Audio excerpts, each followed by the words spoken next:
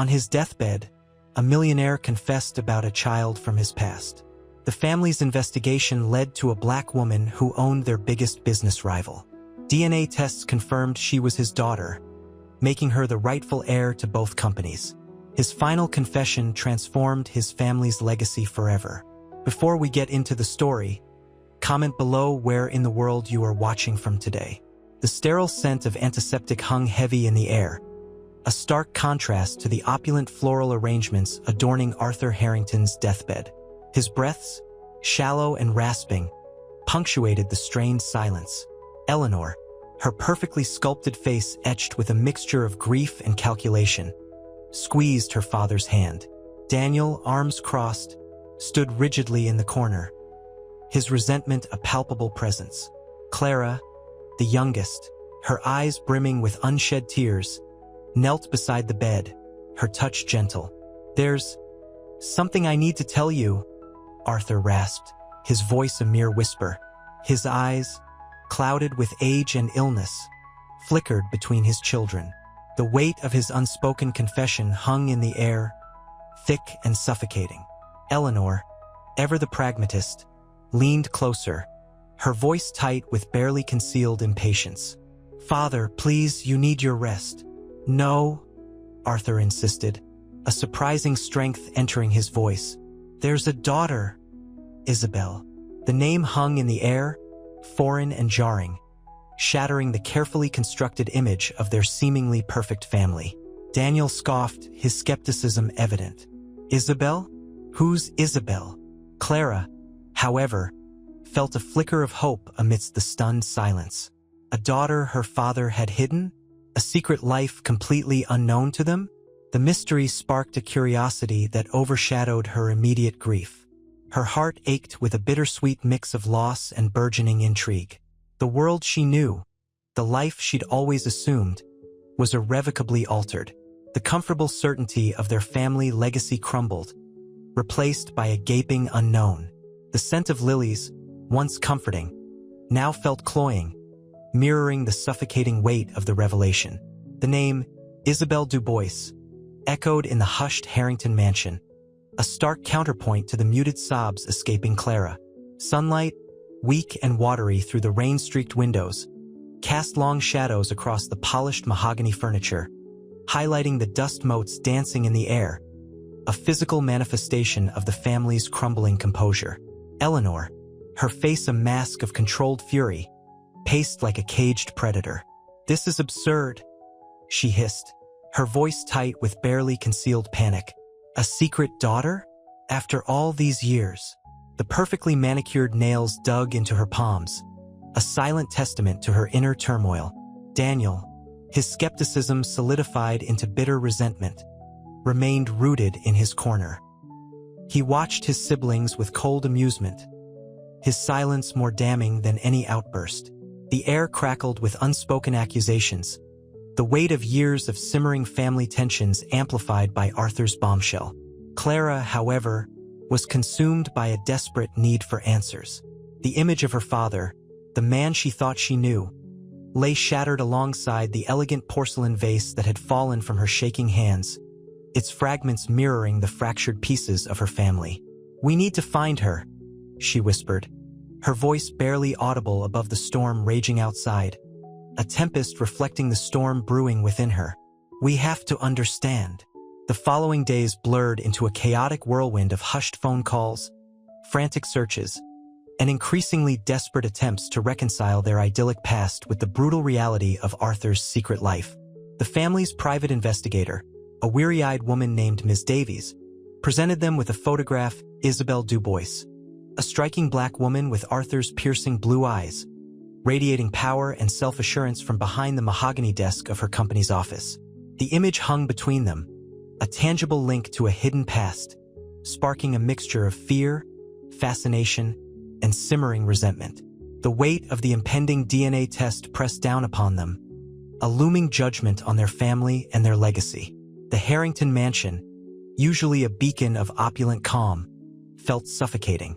The scent of lilies, usually a comforting presence, now hung heavy, cloying, mirroring the family's suffocating grief and disbelief.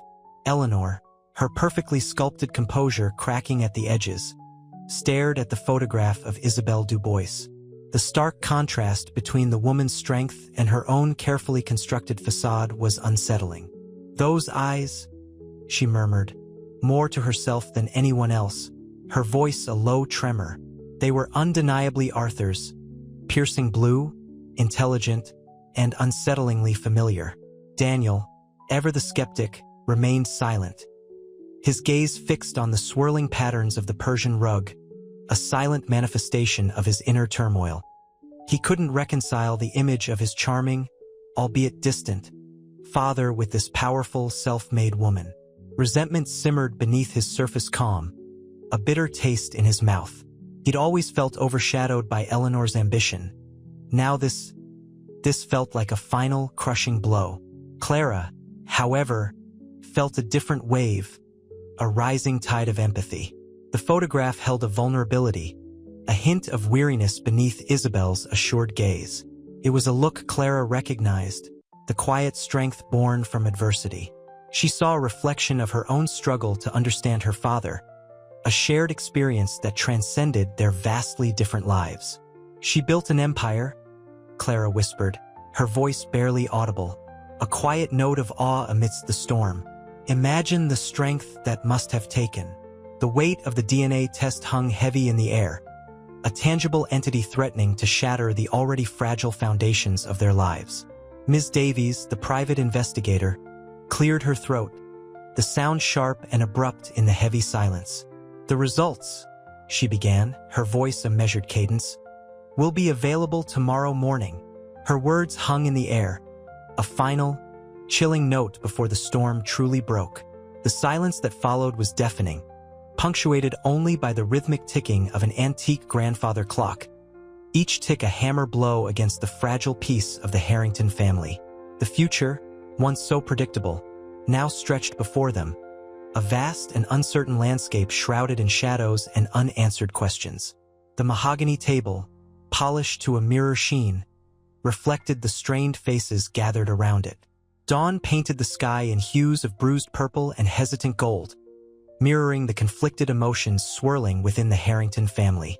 The air hung thick with the unspoken, the weight of the impending DNA results pressing down like a physical burden.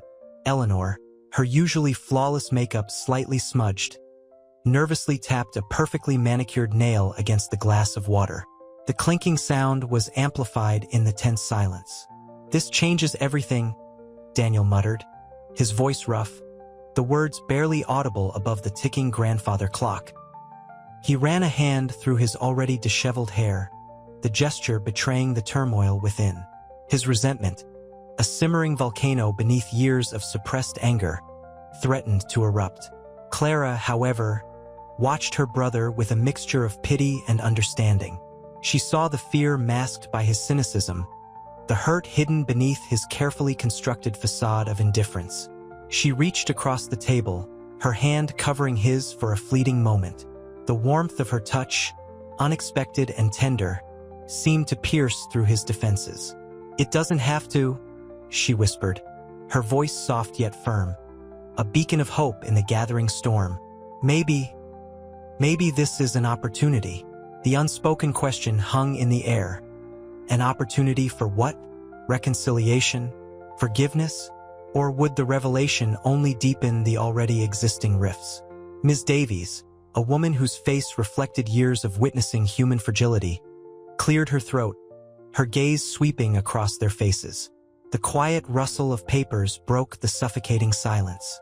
"The results are conclusive," she announced, her voice calm yet unwavering. The crispness of her tone only heightened the tension. Eleanor's breath hitched, a small gasp lost in the sudden hush. Daniel stiffened, his jaw clenched tight. Clara's hand tightened around her untouched teacup, her knuckles white. The room held its breath, a collective gasp suspended in time. Ms. Davies' words, though delivered without flourish, held the weight of 1,000 judgments, a lifetime of secrets laid bare. The revelation hung heavy, poised to shatter their lives and redefine their family's legacy forever. The dawn outside, once a promise of a new day, now seemed to hold a sinister foreshadowing of what was to come. The waiting was almost unbearable. The silence stretched, taut and unforgiving, as thick as the scent of old money and lilies that permeated the Harrington mansion. Ms. Davies, a woman whose face held the map of 1,000 untold stories, placed the DNA report on the polished mahogany table. Its stark white starkly contrasted with the opulent surroundings, a symbol of the disruption about to occur. Eleanor's perfectly sculpted composure finally cracked. A shudder, barely perceptible, ran through her, a tremor in her perfectly applied lipstick. "Just tell us," she breathed, her voice a strained whisper that betrayed her carefully cultivated control. Daniel, however, remained stubbornly impassive, his gaze fixed on the intricate grain of the table, a fortress built of silence and resentment.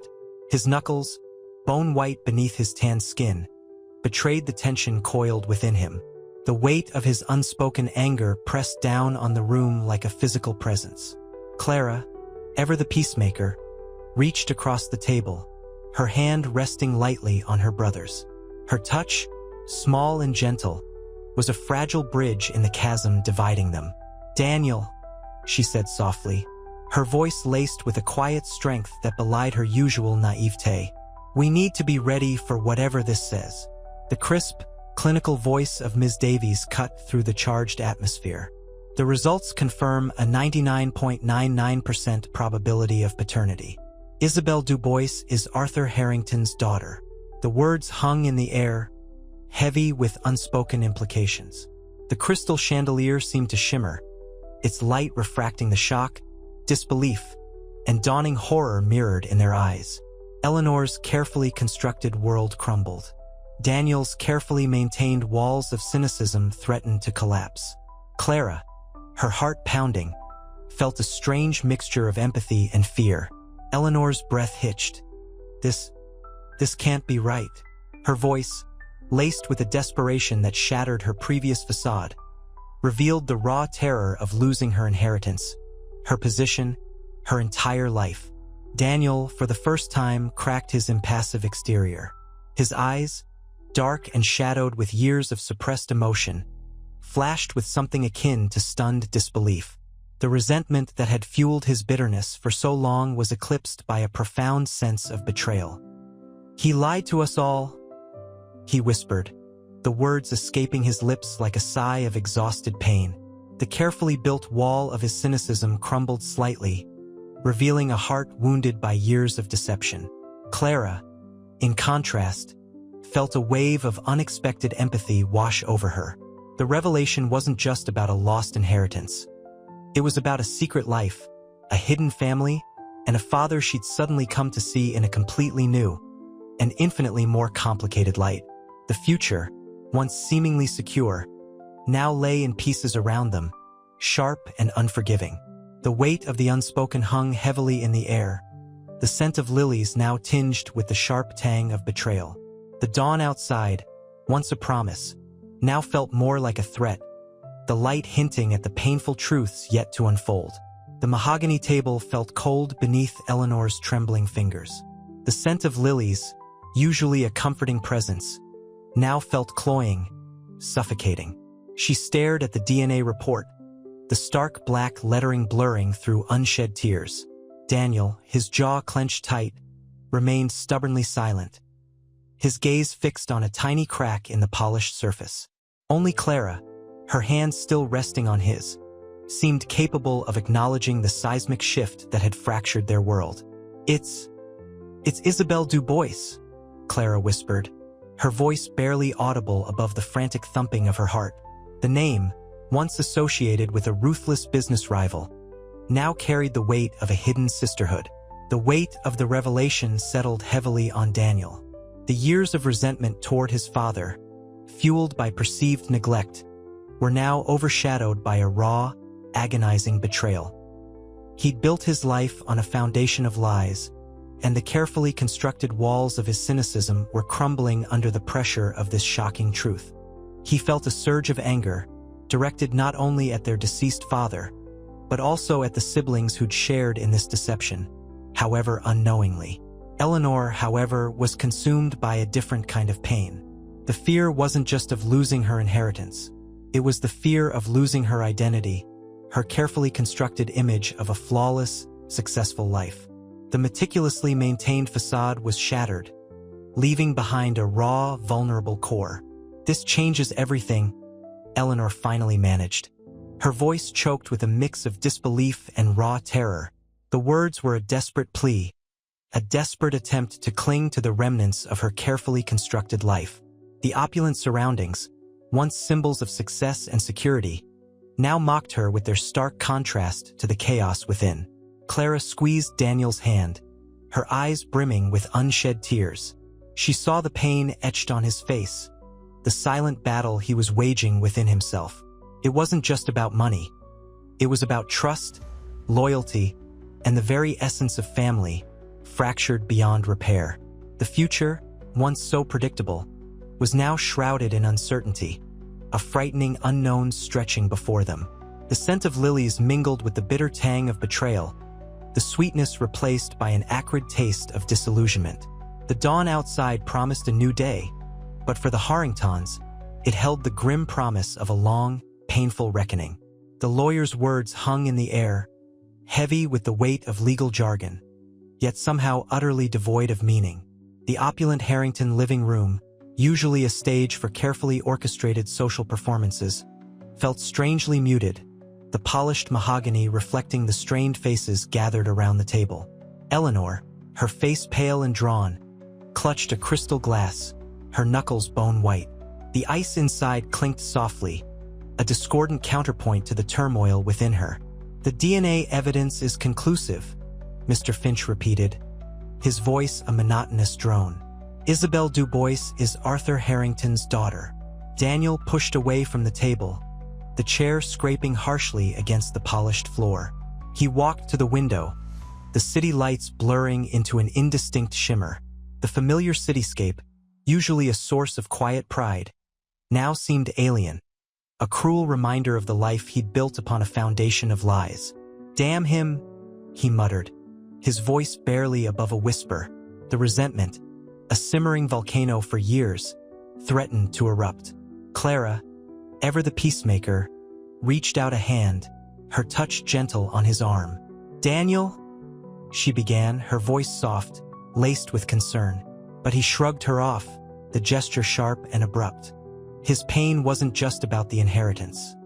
It was about the betrayal, the years of unspoken resentments, the carefully constructed image of his father shattered beyond repair.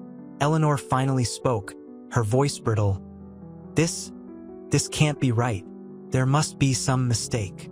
She stared at the DNA report, the crisp, official lettering mocking her desperate denial.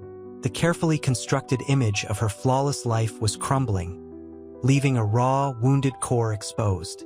Her ambition, once a driving force, now felt like a suffocating weight. The fear of losing her inheritance was secondary to the fear of losing herself. Clara, her eyes brimming with unshed tears, looked from Eleanor's shattered composure to Daniel's simmering anger. The weight of the revelation pressed down on her, a crushing burden. This wasn't just a legal battle. It was a battle for the very soul of her family. The future, once so clear, now stretched before them, an uncharted territory of uncertainty and pain. The comfortable opulence of their surroundings seemed to mock their internal turmoil, a stark reminder of the privileged life built on a foundation of deceit. The lilies, once symbols of peace, now carried the bitter scent of betrayal. The silence, thick and heavy, hung in the air, broken only by the faint clinking of ice in Eleanor's forgotten glass. The dawn, when it finally arrived, wouldn't bring relief, only the daunting task of facing the fallout of a lifetime of secrets. The heavy mahogany table seemed to press down on them, a physical manifestation of the weight of the revelation. Eleanor's perfectly manicured nails dug into the polished surface, leaving faint crescent-shaped imprints.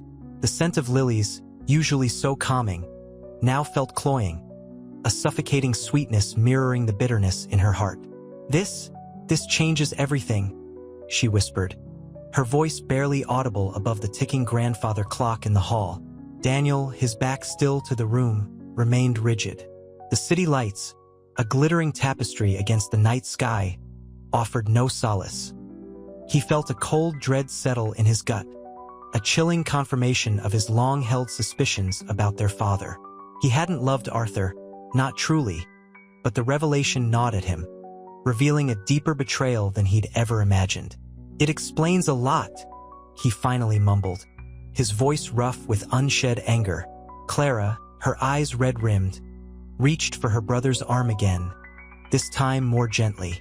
The soft caress of her hand against his stiff shoulder was a small act of defiance against the chilling despair that threatened to consume them. "Daniel," she said, her voice trembling, "we need to face this." The warmth of her touch did little to penetrate his icy shell. Mr. Finch, the family lawyer, cleared his throat, the sound brittle and unwelcome. He adjusted his glasses, the thin wire frames reflecting the flickering candlelight. "The next step," he began, his voice measured, "is to contact Ms. Dubois. We need to inform her of the situation." His words hung in the heavy silence, the unspoken question hanging in the air. How would Isabel react? What would this mean for their carefully constructed lives, their family legacy?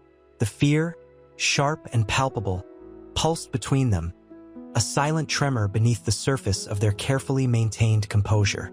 The luxurious surroundings, usually a comfort, now felt like a gilded cage, trapping them in the suffocating reality of their father's secret life and its devastating consequences. The dawn loomed, a promise of a new day, but not of peace. The Harrington mansion, usually a beacon of warmth and opulence, felt cold and oppressive. Dust motes danced in the slivers of moonlight filtering through the heavy drapes, illuminating the strained faces gathered around the mahogany table. Mr. Finch, his face etched with professional concern, produced a crisp, official-looking document. "This is the address for Ms. Dubois," he announced, his voice barely a whisper against the silence. Eleanor snatched the paper, her fingers trembling slightly. The address, a sleek, modern building downtown, screamed of Isabel's success, a success built on the very foundation of their father's deceit. "Apex Industries," she muttered, the words tasting like ash in her mouth. The name, once a symbol of ruthless competition, now felt like a personal affront. Daniel, his jaw clenched tight, finally spoke, his voice laced with bitterness. "This whole thing, it's a nightmare. He kept this from us for years. Years." The anger, simmering beneath his stoicism, threatened to boil over. The faint scent of his expensive cologne couldn't mask the raw anguish emanating from him. Clara, ever the peacemaker, laid a gentle hand on his arm. "We need to find out more about her, Daniel, before we jump to conclusions." Her words, though well-intentioned, did little to calm the storm brewing within her brother. The ticking grandfather clock seemed to mock their despair, each tick a hammer blow against their fragile composure. Outside, the city thrummed with life, oblivious to the turmoil within the Harrington household. The contrast was stark, highlighting the isolation of their grief and the daunting task that lay ahead. Confronting Isabel Dubois, a woman who embodied everything they had worked so hard to achieve, and who now threatened to dismantle their lives and legacy. The investigation had begun, and with it, a journey fraught with uncertainty and the potential for both shattering revelations and unexpected connections. The address felt like a physical blow. Eleanor crumpled the paper, the crispness of the paper a stark contrast to the tremor in her hand. The opulent Harrington dining room, usually bathed in the warm glow of 1,000 candles, felt cavernous and cold. Dust motes, illuminated by the pale moonlight, danced in the stillness. Daniel paced, the polished mahogany floorboards echoing his restless energy. The scent of old leather and expensive cigars, usually comforting, now hung heavy with the weight of unspoken accusations. "Apex Industries," he muttered, the words bitter on his tongue. His voice, usually controlled and measured, was raw with anger. He built this empire, and now this. He gestured wildly, encompassing the silent grandeur of their family home, a symbol of everything they were losing. Clara, her face etched with concern, reached out a hand to him, her touch surprisingly strong. "Daniel, we need to..." "Need to what, Clara?" "Accept that our father had a secret life. A life he kept hidden from us? A life that..." His voice cracked, the carefully constructed facade of his composure crumbling. He ran a hand through his hair, the gesture revealing the turmoil beneath. He chose her. The silence that followed was deafening, broken only by the faint ticking of the grandfather clock in the hall. Each tick a relentless reminder of the time slipping away. The weight of their father's betrayal pressed down on them, heavier than the ornate silver serving dishes on the sideboard. Eleanor, her face pale and drawn, sank into her chair, the elegant lines of her tailored suit unable to disguise her inner turmoil. "We can't let her take everything," she whispered, her voice barely audible. The ambition that had always defined her was now warped by fear, by a desperate need to protect her inheritance, her identity. The cold light revealed the cracks in her carefully crafted persona. Clara looked from one sibling to the other, a silent plea in her eyes. Their shared grief, once a unifying force, now threatened to shatter their relationship entirely. The investigation into Isabelle Dubois had begun, but the real investigation, the one into their own hearts and the tangled threads of their family legacy, was only just beginning. The future, once so certain, now lay shrouded in a heavy fog of uncertainty, fear, and the chilling realization of a secret that had irrevocably altered their lives. The Harrington siblings sat in stunned silence, the weight of Arthur's confession pressing down like a physical burden. The opulent study, usually a sanctuary of mahogany and leather, felt claustrophobic. The scent of pipe tobacco, a familiar comfort, now clung to the air like a suffocating shroud. Eleanor, her face a mask of controlled fury, stared at the crumpled piece of paper in her hand, the private investigator's address. "Apex Industries," Daniel repeated, the words tasting like ash in his mouth. His usually impeccably tailored suit seemed to hang loosely on his frame, mirroring the collapse of his composure. "Isabelle Dubois. That's impossible." His voice, usually a baritone rumble, cracked with disbelief. Clara, ever the peacemaker, touched her brother's arm. Her touch, gentle but firm, spoke volumes of her concern. We need to understand," she whispered, her voice trembling slightly. The years of carefully cultivated family harmony crumbled before them like a poorly constructed sandcastle. The unspoken accusations hung heavy in the air, thicker than the cigar smoke that usually permeated the room. Eleanor's eyes, usually sparkling with ambition, were now clouded with a bitter resentment. "Understand? She's trying to steal everything. Our father's legacy, our future, everything we've worked for." The sharp edge to her voice betrayed the fear gnawing at her heart. The prospect of losing her privileged life, her meticulously crafted image, was a terrifying one. Daniel's gaze hardened. "She built her own empire, Eleanor. Don't underestimate her," he said, surprising himself with his surprisingly measured voice. The initial shock was beginning to give way to a reluctant acknowledgement of the situation's complexity. The ticking of the grandfather clock in the hall punctuated the silence, each tick a relentless reminder of the precious time slipping away. They were not just confronting a family secret, but a seismic shift in their lives. The future, once a well-defined path paved with privilege, now stretched before them, a treacherous landscape fraught with uncertainty and the bitter taste of betrayal. The hunt for Isabelle Dubois was on, but the even more critical search within themselves, for answers, for acceptance, and for the fragments of a family that was already falling apart, had just begun. The address felt heavy in Eleanor's hand, the crisp paper a stark contrast to the tremor in her fingers. The opulent study, usually a haven of polished wood and hushed whispers, felt suffocating. Dust motes danced in the slivers of afternoon sun, each one a tiny, mocking reminder of the fragility of their perfect world. Daniel paced, his expensive shoes clicking a staccato rhythm against the Persian rug, the sound echoing the frantic beat of his heart.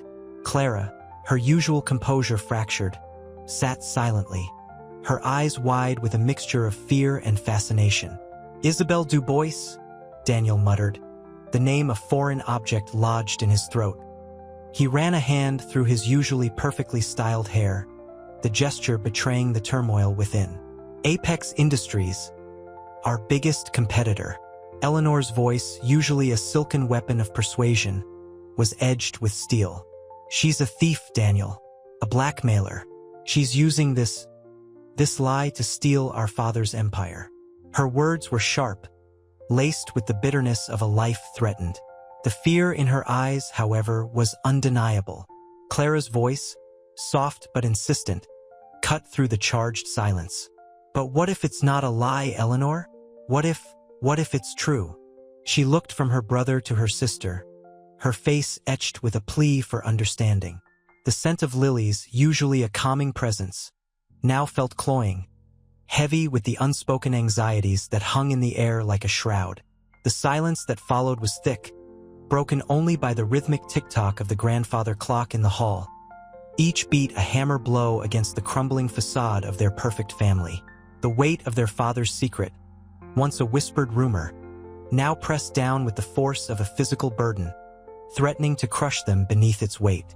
The investigation had begun, but a deeper, more unsettling journey into the heart of their own family had just begun.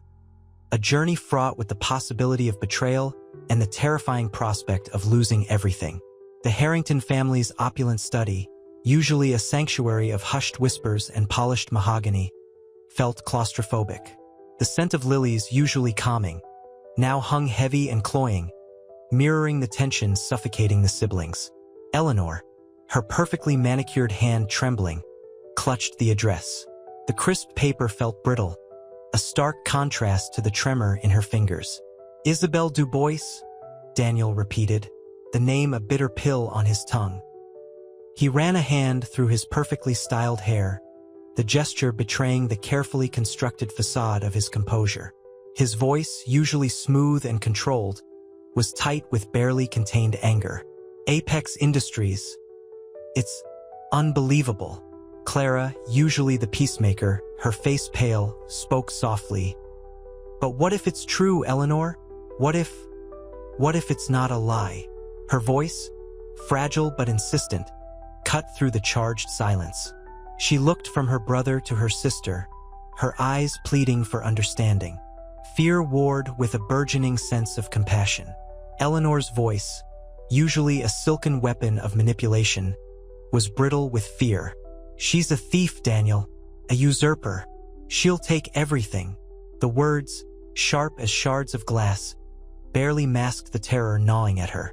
The carefully crafted image of the perfect Harrington daughter cracked under the weight of uncertainty. The grandfather clock in the hall ticked relentlessly, each chime a hammer blow against the fragile reality of their perfect world. The afternoon sun, slanting through the tall windows, cast long shadows across the room, highlighting the dust motes dancing in the golden beams. Each tiny particle seemed a mocking reminder of the fragility of their meticulously constructed lives, a life now threatened by a secret buried for decades.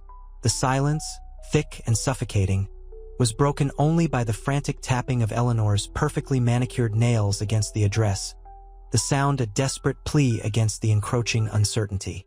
The investigation, they knew, was only the beginning. A deeper, far more unsettling journey into the heart of their own family lay ahead. A journey fraught with the potential for betrayal and the terrifying prospect of losing everything they had ever known.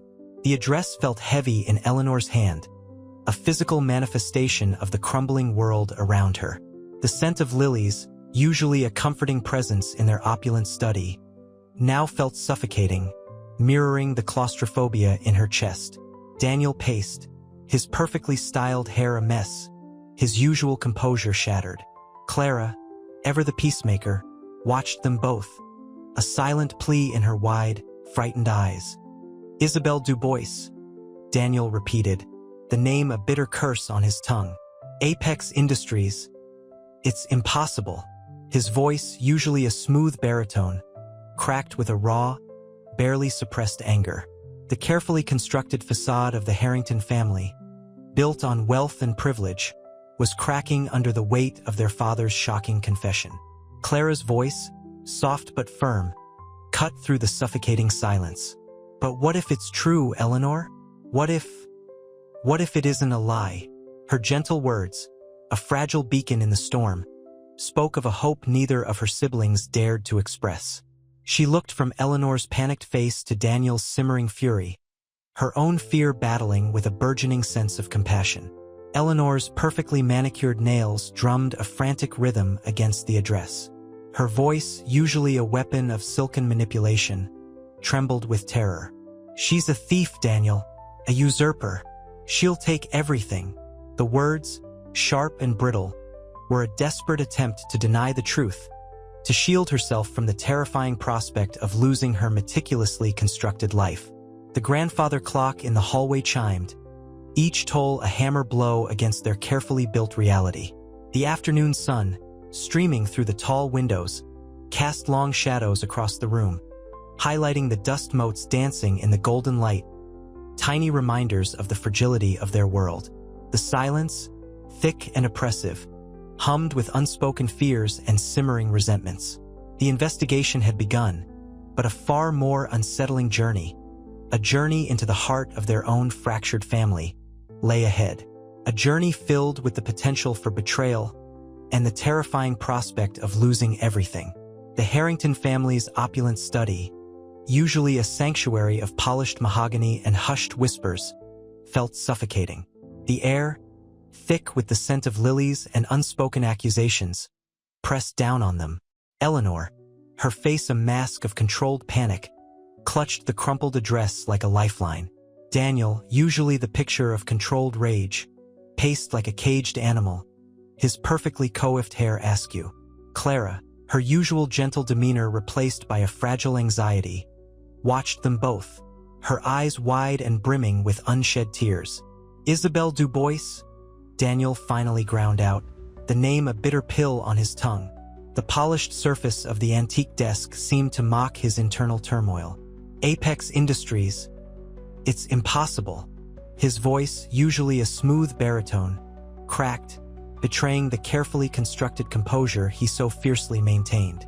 Eleanor, her manicured nails digging into her palm, hissed, "She's a thief, Daniel, a usurper. She'll take everything." The words, sharp and brittle, were a desperate attempt to ward off the encroaching reality. The carefully constructed facade of their perfect lives, built on a foundation of wealth and privilege, was crumbling. The opulent surroundings, the Persian rug beneath their feet, the gleaming silverware glinting in the afternoon sun, felt like a cruel mockery of their internal chaos. Clara, ever the peacemaker, spoke softly, her voice a fragile counterpoint to their escalating anxieties. "But what if it's true, Eleanor? What if it isn't a lie?" Her words, a timid plea for reason, were a beacon in the gathering storm. She looked from Eleanor's rigid fear to Daniel's simmering fury, her own apprehension wrestling with a nascent empathy. The grandfather clock in the hallway chimed, each toll a hammer blow against their carefully built world. The weight of their father's confession pressed down on them, a physical burden as heavy as the inherited fortune that now hung precariously in the balance. The private investigator's report lay open on the desk, a stark contrast to the family's meticulously curated lives. It detailed Isabelle Dubois, a powerful businesswoman, a woman who had carved her own path to success. The implication, the chilling possibility, hung in the air, thick and suffocating as the scent of lilies. The afternoon sun, streaming through the tall windows, cast long shadows across the room, highlighting the dust motes dancing in the golden light, tiny, poignant reminders of the fragility of their seemingly invincible world. The investigation had begun, but it was a journey into the heart of their own fractured family that truly lay ahead. A journey fraught with the potential for betrayal and the terrifying prospect of losing not just their wealth, but the very fabric of their identities. The DNA results arrived in a plain, unmarked envelope, its crispness a stark contrast to the turmoil within the Harrington family. Eleanor, her face pale under the harsh fluorescent lights of the study, tore it open with trembling hands. The silence that followed was heavy, punctuated only by the rhythmic ticking of the grandfather clock, each tick a hammer blow against their fragile composure. Daniel, his jaw clenched tight, watched her, his eyes narrowed with suspicion. Clara, her fingers nervously twisting a silk scarf, offered a silent prayer. "It's positive," Eleanor whispered, her voice barely audible, the words hanging in the air like a death knell. The confirmation felt like a physical blow, a shattering of their carefully constructed reality. The opulent surroundings of the Persian rugs, the antique furniture, seemed to mock their vulnerability. Daniel scoffed, a harsh sound that sliced through the silence. "Of course it is," he muttered, his voice laced with bitterness. A convenient lie to shake things up. His resentment, long simmering beneath the surface of their privileged lives, boiled over. He couldn't accept this intrusion, this challenge to his inheritance. Clara, however, saw something different in Eleanor's stricken face, a flicker of something beyond simple greed. "Fear. But what if it's not a lie, Daniel?" she pleaded softly, her voice trembling with a mixture of fear and compassion. What if this is real?" The weight of the unspoken hung heavy in the air, the silence punctuated by the rustling of papers as Eleanor reread the report. The stark reality of their father's secret, their fractured family, and the potential loss of their empire pressed down on them, a suffocating weight. The afternoon sun streamed through the tall windows, casting long shadows across the room, highlighting the dust motes dancing in the golden light, fragile reminders of their own fading control. The investigation had yielded its answer, a cruel truth that threatened to unravel everything they knew. The journey had only just begun. The Harrington mansion loomed, a granite behemoth against the bruised twilight sky. Inside, the air hung thick with unspoken accusations. Isabelle Dubois, CEO of Apex Industries, sat rigidly on a silk sofa, the plush fabric a stark contrast to the sharp lines of her tailored suit. The scent of lilies, usually so calming, felt cloying, mirroring the suffocating tension in the room. Eleanor, her usually impeccable composure frayed, poured stiff drinks, her hand trembling slightly. This is unexpected," she began, her voice tight. The ice clinked in her glass, a brittle counterpoint to the silence that followed. Isabel met her gaze, her own eyes dark and guarded. "Unexpected for you, perhaps," she countered, her voice low and resonant. "But not for me." The years of struggle, the relentless climb to success, hardened her expression. She felt a flicker of resentment, a raw, unfamiliar emotion. Daniel, perched on the edge of a chair, watched them both with cold amusement. He hadn't touched the drink Eleanor offered. His skepticism was a palpable thing, a chilling presence in the room. "So the prodigal daughter returns," he drawled, the words dripping with sarcasm. "Claiming her birthright, no less." Clara, however, approached Isabel with hesitant warmth.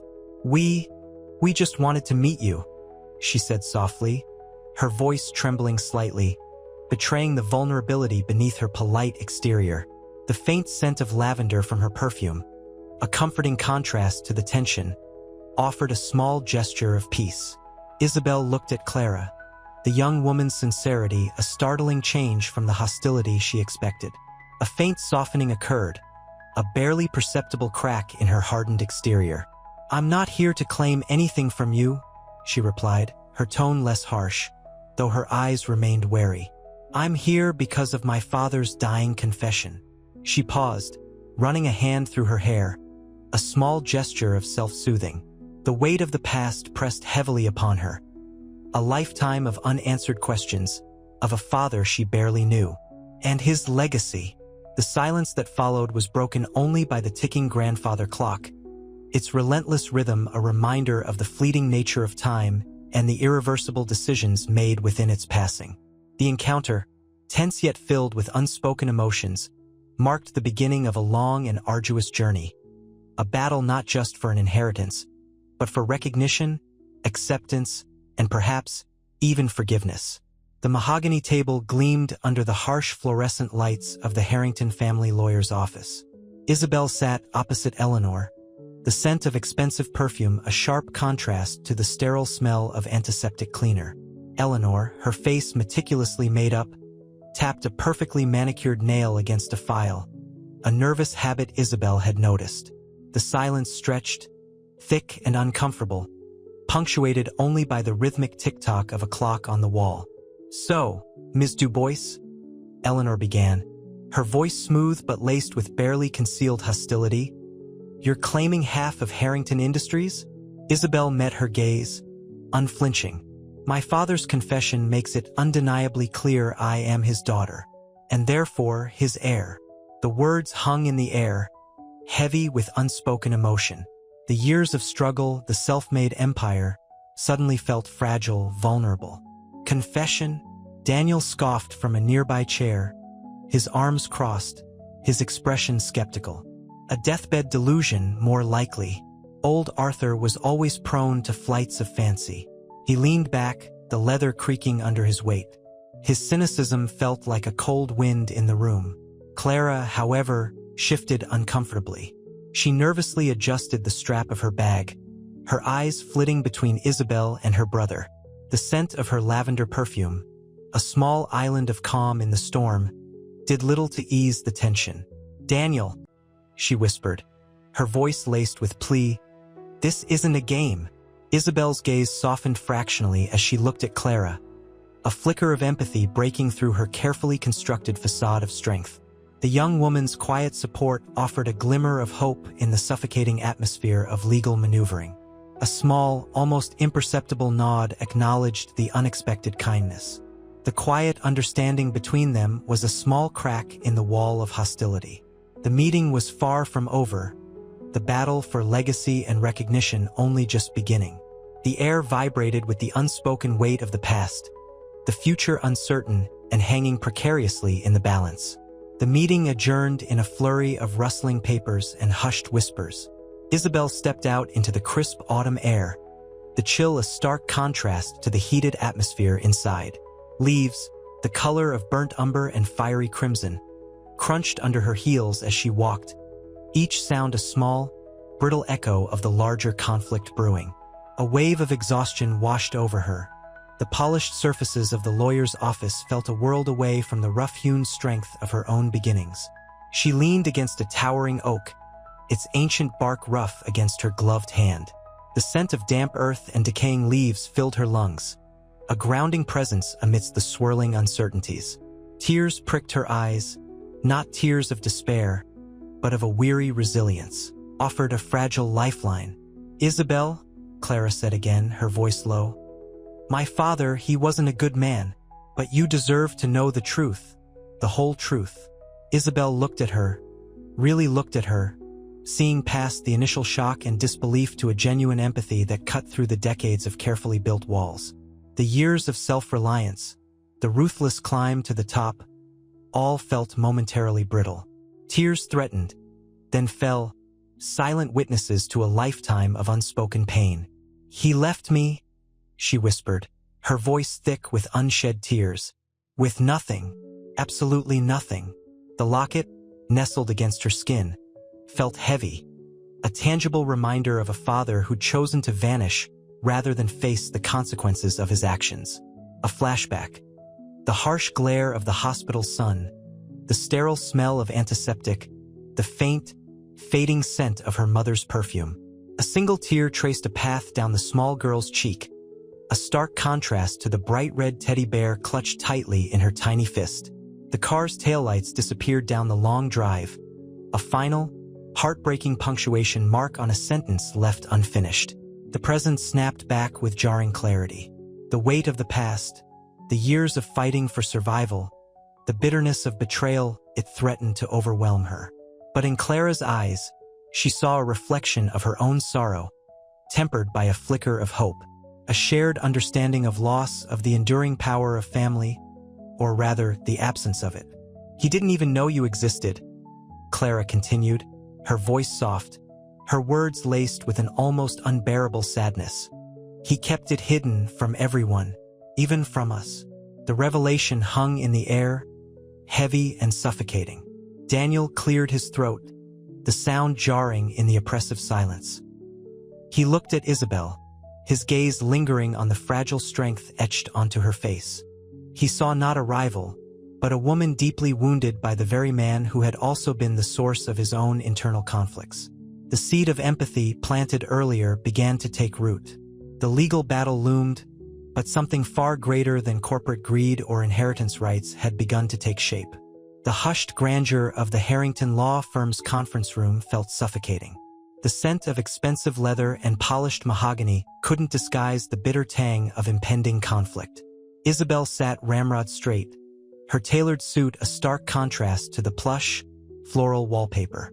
Eleanor, a picture of icy composure, tapped a perfectly manicured fingernail against the mahogany table. Her lawyer, a shark in a tailored suit, leaned forward, his words precise and cutting. "Ms. Du Bois," he began, his voice a low growl. "We are prepared to contest your claim. We have ample evidence to suggest your alleged parentage is questionable." Isabel met his gaze, unflinching.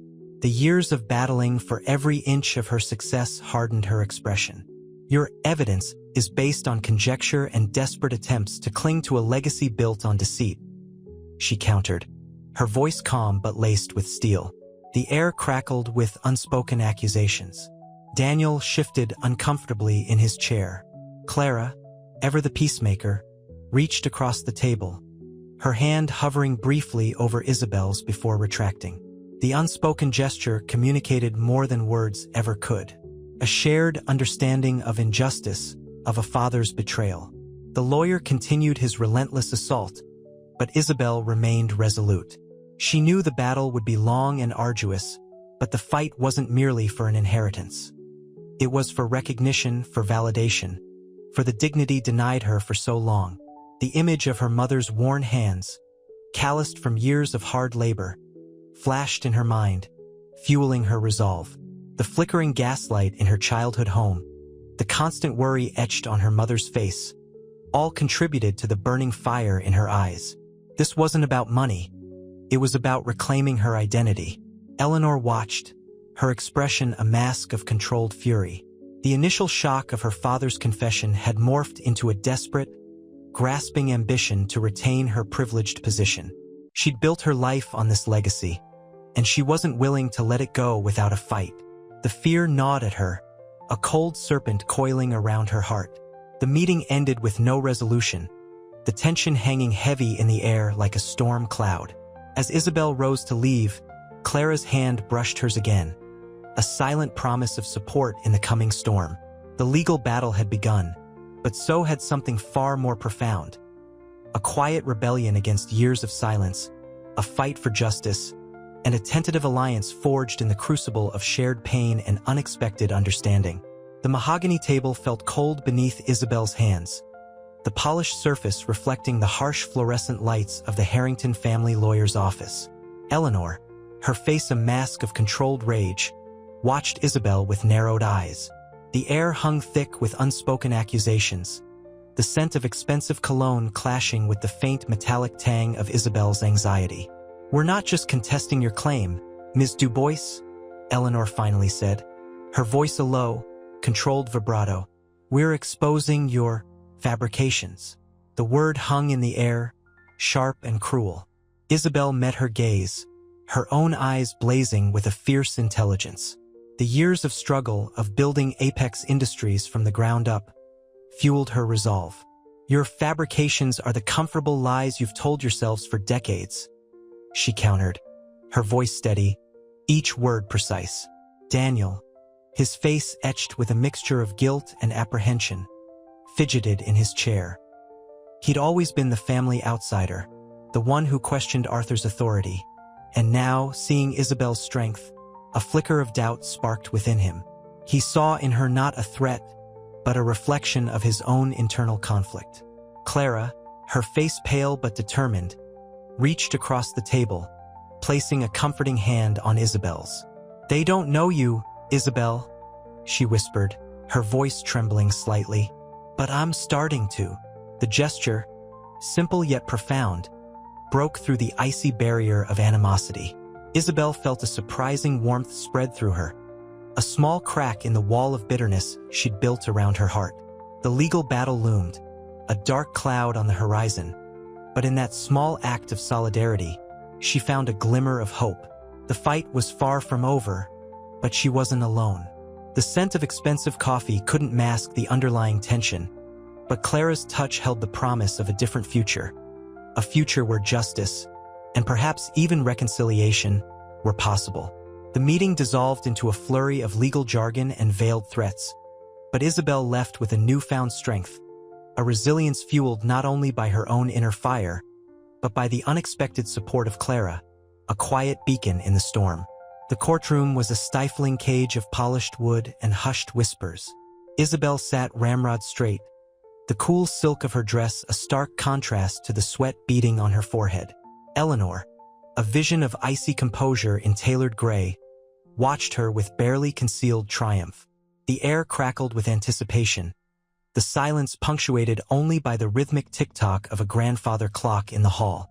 Ms. Dubois, the lawyer's voice, sharp and precise, cut through the tension. Your claim rests on a single DNA test. We contend that this test is inconclusive, and Isabel felt a wave of nausea. Years of fighting, of building her life from nothing, all hinged on this moment. She met the lawyer's gaze, her own eyes unwavering. My claim rests on truth, she countered, her voice low but steady. A truth your client has spent a lifetime burying. The ensuing weeks were a blur of legal maneuvering and emotional turmoil. Clara's quiet support became a lifeline, her presence a reassuring warmth amidst the storm. Daniel, though still conflicted, began to subtly undermine Eleanor's tactics, small acts of rebellion that spoke volumes. He'd started seeing Isabel not as a threat, but as a woman who, like him, had been wronged. One evening, in a small, dimly lit cafe near her apartment, Isabel confided in Clara. I didn't want this, she confessed, her voice catching. I built Apex, I earned my success. I didn't need his money, his legacy, but he was my father, and I deserved to know why he abandoned me. Tears welled in her eyes, blurring the already hazy image of the city lights outside. Clara, her hand resting comfortingly on Isabel's, simply nodded. She understood the yearning for connection, the deep-seated need for recognition. She had witnessed the same yearning, though in a different context, within her own family. This was more than just money. This was about a father's legacy and a daughter's longing. The weight of the legal battle seemed less significant beside the weight of their shared humanity. Isabel's vulnerability, her painful honesty, forged a bond stronger than any legal document could ever create. The fight for inheritance was now intertwined with a fight for acceptance, for a connection denied for far too long. The bitter taste of resentment was starting to fade, replaced with a quiet, hopeful anticipation. The mahogany table in Eleanor's lawyer's office felt cold beneath Isabel's fingertips.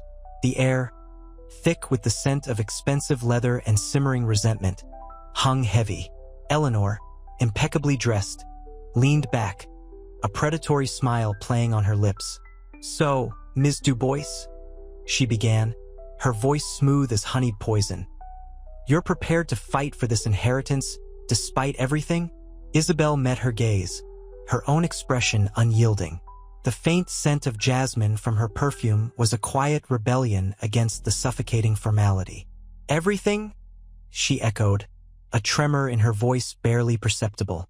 My entire life has been a fight, Miss Harrington. This is merely the next battle. The lawyer, a man whose face was a roadmap of cynicism, intervened. We have substantial evidence to dispute your claim, Ms. Dubois. Your unconventional upbringing does not make for a strong case. Isabel's breath hitched. The sting of his words was a familiar pain, a sharp reminder of the life she'd fought so hard to overcome. My upbringing, she countered, her voice gaining strength, forged my resilience. It made me the woman I am today, a woman who built a company from the ground up, a woman who will not be intimidated. That night, back in her quiet apartment, the city lights a hazy backdrop to her reflection. Isabel found Clara waiting. Clara, her face etched with concern, held a steaming mug of chamomile tea. "It's intense," Clara offered softly, her voice filled with empathy. Isabel looked at her, a single tear tracing a path down her cheek. "They don't understand," she whispered, her voice thick with emotion. "They don't see the years of struggle, the sacrifices, the sheer will it took to survive." Clara reached across the small space between them, her hand covering Isabel's. "But I do," she said, her voice unwavering in its support. "I see you, Isabel, and I believe you." The simple words, spoken with such genuine warmth, were more powerful than any legal document. They were a lifeline, a promise of hope amidst the storm. The fight was far from over, but for the first time, Isabel felt a flicker of something akin to hope, a quiet strength born not of defiance but of unexpected kinship. The city hummed a low, insistent thrum outside Isabel's apartment window, a counterpoint to the quiet turmoil within. Rain lashed against the glass, mirroring the storm raging inside her. She sat on the worn velvet sofa, Clara's chamomile tea long gone, cold. The lawyer's words, the sneering implication of her unconventional upbringing, echoed in her ears. It wasn't just about the inheritance anymore. It was about proving her worth, validating a life spent overcoming adversity. A bitter laugh escaped her lips. Arthur, her father, the man who'd abandoned her, had left her a legacy of struggle, a bitter inheritance far exceeding the wealth he'd amassed. She closed her eyes, a wave of memories washing over her: the cramped apartment, the constant struggle for food, the sting of prejudice, the relentless drive to succeed, fueled by a burning need to prove him wrong, to show him what she'd become. The scent of jasmine, a constant reminder of her mother's unwavering love, offered a fragile comfort. She remembered her mother's strength, her quiet dignity in the face of hardship. That strength, that quiet resilience, was her legacy, a far greater inheritance than any fortune. Clara's hand, still warm on hers, brought her back to the present. "It's not just about money, is it?" Clara said softly, her voice a balm to Isabel's aching soul. Isabel shook her head, tears finally spilling over. "No," she whispered, her voice thick with emotion. "It's about proving, about showing them, that I'm not just a product of my past, that I am strong, that I deserve this." The rain outside intensified, a furious torrent against the glass. But inside, a small flame of defiance flickered, fueled by Clara's unwavering support, a beacon in the storm of doubt and resentment. The fight for the inheritance was far from over, but in that quiet apartment, bathed in the soft glow of the city lights and warmed by an unexpected friendship, Isabel found a new kind of strength, a strength born of resilience and the quiet dignity of a woman who refused to be defined by her past. The mahogany table in Isabel's lawyer's office felt cold beneath her fingertips. The scent of expensive leather and polished wood did little to soothe the churning anxiety in her stomach. Outside, the city's relentless pulse throbbed, a constant reminder of the high stakes. Across from her, Mr. Davies, a man whose expensive suit couldn't mask the shrewd glint in his eyes, leaned forward. "The Harringtons are preparing a counteroffensive, Ms. Du Bois," he stated, his voice smooth but firm. "Eleanor, particularly, is relentless." Isabel's breath hitched. Eleanor's viciousness was a force she'd underestimated. The image of Eleanor's perfectly sculpted face, contorted with rage during their last encounter, flashed before her eyes. "What are they doing?" she asked, her voice barely a whisper. "They're attempting to discredit your business practices," Davies replied, pushing a file across the desk. "Allegations of unethical conduct, questionable financial dealings, the usual smear campaign." Isabel's fingers tightened around her teacup, the fragile china trembling in her grip. The bitter taste of the Earl Grey mirrored the bitterness welling up inside her. This wasn't just about money. It was about years of hard work, sacrifices, and the unwavering belief in her own capabilities. To see it all threatened by someone driven by greed and spite felt like a personal violation. "And what about Clara?" Isabel asked, a flicker of hope igniting within her. Clara's unwavering support had been a lifeline during these tumultuous weeks. Davies hesitated. Miss Harrington remains supportive, but her influence is limited. The legal battle is fierce. They have considerable resources. The weight of the situation pressed down on Isabel. The sleek cityscape outside, usually a source of inspiration, now felt like a cage. The rain had stopped, leaving the city shimmering under a bruised, violet sky. The beauty of the scene was jarring against the ugliness of the legal fight. She knew she couldn't afford to falter. Her mother's memory, the strength she'd witnessed in her mother's quiet dignity, surged through her. This wasn't just about inheriting a fortune. It was about proving that her life, her struggles, her success were all valid. It was about proving her worth not just to the Harringtons, but to herself. "We will fight," Isabel declared, her voice stronger now, steadier. The tremor in her hand had subsided. The faint scent of jasmine, a ghostly reminder of her mother's perfume, filled her nostrils. It was a comforting aroma, a tangible representation of the legacy she was determined to uphold. "We will fight and we will win." The city lights blurred through Isabel's rain-streaked window, mirroring the chaos in her mind. The legal battle was a relentless beast, gnawing at her resolve. She traced the rim of her chipped teacup, the rough ceramic a stark contrast to the polished mahogany of her desk. A single, defiant tear escaped, tracing a path down her cheek. It was a testament to the exhaustion, the years of fighting for a place she never asked for, a place rightfully hers. A knock echoed, followed by Clara's hesitant entrance. Clara, a beacon of unexpected kindness in this storm. She carried a steaming mug, the aroma of chamomile a soothing balm against Isabel's frayed nerves. "Isabel," Clara began, her voice soft, I overheard some of Eleanor's plans." She hesitated, her gaze dropping to her hands. Isabel's heart pounded. "What plans?" she asked, her voice tight. Clara looked up, her eyes filled with a mixture of sorrow and defiance. "She's trying to use your mother's past against you, digging up old stories, trying to paint her, and you, in a bad light." The revelation hit Isabel like a physical blow. The ghost of her mother's quiet strength flickered, momentarily overshadowed by a surge of bitter anger. The scent of jasmine, a phantom memory of her childhood, turned acrid in her nostrils. "She'll regret this," Isabel murmured, her voice barely audible. Clara's hand reached across the desk, covering Isabel's. The warmth of her touch was a surprising comfort. "Don't let her win, Isabel," Clara whispered, her voice laced with genuine concern. "This isn't just about the money, it's about you." The words resonated deep within Isabel.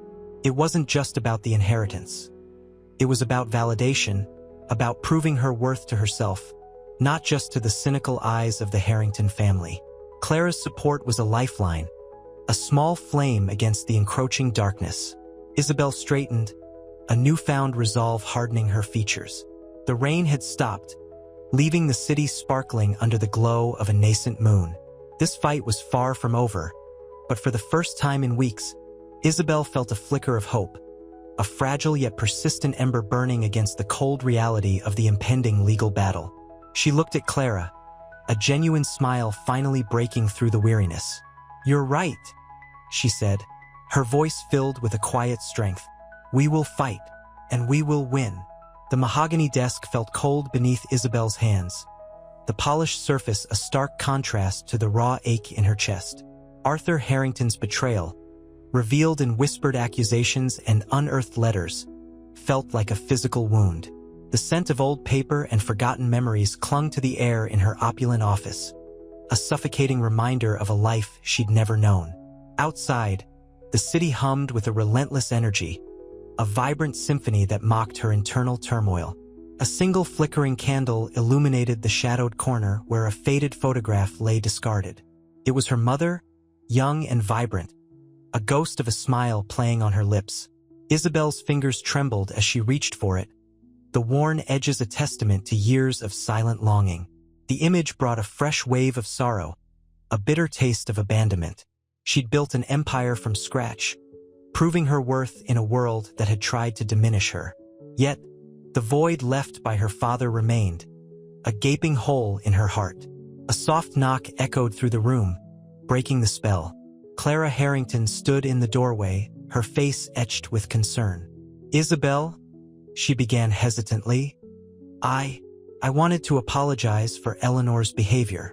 Isabel closed her eyes, the weight of the past pressing down on her. "There's nothing to apologize for, Clara. She's fighting for what she believes is hers." The words felt hollow even to her own ears. Clara stepped closer, her eyes searching Isabel's. "But it's not just about the money, is it? It's about your father, about being acknowledged." Isabel looked down at the photograph, a bitter laugh escaping her lips. "Acknowledged? He abandoned me before I even knew his name." Dramatic shadows across the polished mahogany.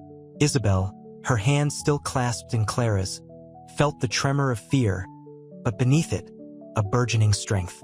She met Eleanor's icy glare, the venomous resentment radiating from her like heat. "Your summation, Ms. Dubois." The judge's voice, crisp and formal, cut through the silence. Isabel rose, the weight of years pressing down. She looked at Clara, saw the unwavering support in her eyes, a small beacon in the swirling storm. Then, she spoke, her voice, initially hesitant, grew steadily stronger, gaining resonance with each word. "My father, he wasn't a perfect man," Isabel began, her words carefully chosen, each syllable imbued with a lifetime of unspoken pain and a slow, dawning forgiveness. "He made mistakes, terrible mistakes, but he also loved." Her gaze softened, settling on a point beyond the courtroom, lost in memories. "He loved me in his own flawed way." A ripple of surprise passed through the courtroom. Eleanor's perfectly controlled facade cracked, revealing a flicker of something akin to fear. Daniel, his usual cynicism softened by a dawning understanding, leaned forward, his expression unreadable. "I spent my life building Apex," Isabel continued, her voice gaining strength. "Not out of spite, but out of survival, out of a need to prove something to myself, to him." A single tear traced a path down her cheek, a testament to the years of struggle and the long-awaited acceptance. Clara squeezed her hand again, a silent reassurance. Isabel felt a wave of gratitude wash over her, a profound sense of connection with this unexpected ally. The fight for the inheritance was still raging, but something larger was unfolding. A healing of wounds, a bridging of a chasm of pain. She looked at the Harrington siblings, at the raw emotions etched on their faces, a kaleidoscope of guilt, regret, and a hesitant hope. The judge watched, impassive, his gaze fixed on Isabel as she painted a portrait of a life lived on the edge, a life forged in adversity, but fueled by an unyielding spirit. The courtroom's hushed expectancy felt like a physical weight on Isabel. Sunlight, fractured by the leaded glass, painted the mahogany bench in shifting patterns, mirroring the turmoil within her. Clara's hand, warm and firm in hers, was a lifeline. Eleanor's gaze, however, remained a glacial, venomous stare. Isabel swallowed, the dryness in her throat a physical manifestation of her apprehension. "My father, he wasn't a saint," Isabel began, her voice low but steady, each word a carefully placed stone in the edifice of her truth. "He made choices, hurtful, devastating choices. But there was love too, a fractured, complicated love, but love nonetheless." A tear escaped, tracing a fragile path down her cheek. Felt like releasing a captive bird. Daniel, his usual cynical demeanor softened by a hint of empathy, watched her with an intensity that surprised her. He'd always been the most resistant, the most entrenched in his resentment towards their father. Now, there was a glimmer of something else in his eyes. Perhaps understanding, perhaps regret. Clara squeezed Isabel's hand, a silent expression of unwavering support. The gesture resonated deeply, a potent counterpoint to Eleanor's cold disdain. "I built Apex," Isabel continued, her voice gathering strength.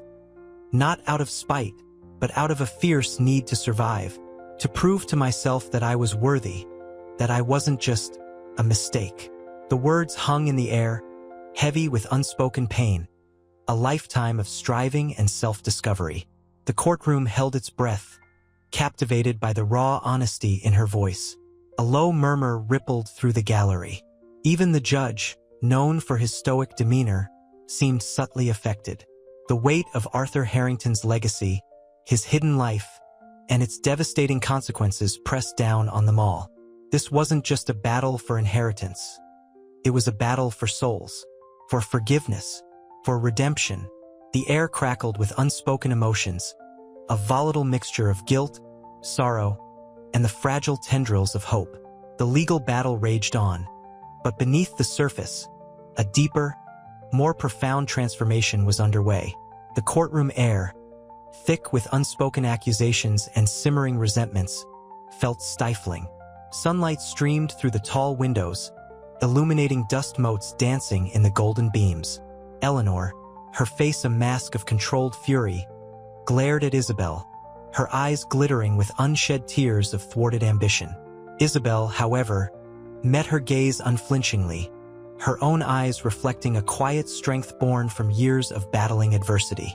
"I never wanted his money," Isabel said, her voice a low, steady hum that cut through the tense silence. "I wanted recognition, a chance, to prove I wasn't just a secret, a shameful whisper in his past." She paused, her hand instinctively going to Clara's, finding comfort in the younger woman's unwavering support. Clara squeezed back, a silent promise of solidarity. Daniel shifted in his seat, his usual cynicism warring with a burgeoning empathy. He watched Isabel, seeing in her not just a competitor, but a woman who had fought for everything she possessed. The image of his father, the man he'd both loved and resented, flickered in his mind. The man who'd hidden her existence, hidden a whole life from them. The judge, a man known for his impartiality, leaned forward, his expression unreadable. The weight of the case, the tangled web of lies and truths, rested heavily upon him. This wasn't just a legal battle. It was a collision of past and present, of secrets and revelations, of a family fractured and a legacy in tatters. The silence stretched, broken only by the quiet ticking of a grandfather clock in the corner, each tick a hammer blow against the fragile truce in the courtroom. Eleanor's lawyer, a shark in a tailored suit, attempted to interrupt, but the judge silenced him with a raised hand. The moment belonged to Isabel, to her truth, to the raw emotion that hung heavy in the air, thick and palpable as the summer heat outside. This was the culmination of a long, painful journey, and the beginning of a new chapter, uncertain yet undeniably hopeful. The judge's gavel fell, a sharp crack in the suffocating silence. Dust motes still danced in the sunbeams, but the air felt thinner now, charged with anticipation. Isabel, her hand still clasped in Clara's, felt a tremor run through her. Years of suppressed anger, of quiet resentment, threatened to erupt, but Clara's firm grip steadied her. "The court finds in favor of Ms. Dubois," the judge announced, his voice echoing in the cavernous room. A ripple of shocked gasps ran through the courtroom. Eleanor's carefully constructed facade crumbled, revealing a raw, wounded expression. Her shoulders slumped, the fight visibly draining from her. Daniel, however, felt a surprising lightness. He'd seen Eleanor's machinations, her relentless pursuit of power, and the hollowness at its core. Witnessing Isabel's quiet dignity had chipped away at his cynicism. He saw a reflection of his father's lost goodness in her strength. Clara, witnessing her sister's defeat, felt a pang of sympathy, yet a deeper sense of justice served. She squeezed Isabel's hand, a silent acknowledgement of their shared victory. Isabel returned the gesture, a silent gratitude for the unexpected alliance. Outside the courtroom, the city thrummed with life, a stark contrast to the hushed intensity within. The midday sun beat down, warming Isabel's face. She inhaled deeply, the scent of exhaust fumes and hot asphalt oddly comforting after the sterile atmosphere of the courtroom. "It's over," Clara said, her voice barely above a whisper, breaking the silence between them. Isabel nodded, a ghost of a smile playing on her lips. The weight of the past, the years of fighting for recognition, finally lifted. It wasn't just about the inheritance. It was about finally being seen, acknowledged, accepted. Daniel approached, his expression hesitant, yet undeniably sincere.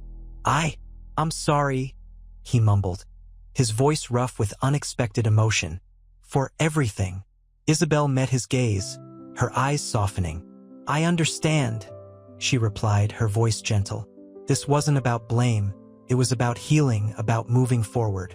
The path ahead was still uncertain, but for the first time, it felt less lonely. The air thrummed not with the bitter taste of legal battles, but the quiet hum of a fragile, nascent hope. The courthouse steps felt strangely cold beneath Isabel's feet, the midday sun doing little to dispel the lingering chill of the courtroom. The city noise, a cacophony of car horns and distant sirens, washed over her, a stark contrast to the suffocating silence that had just held the room captive.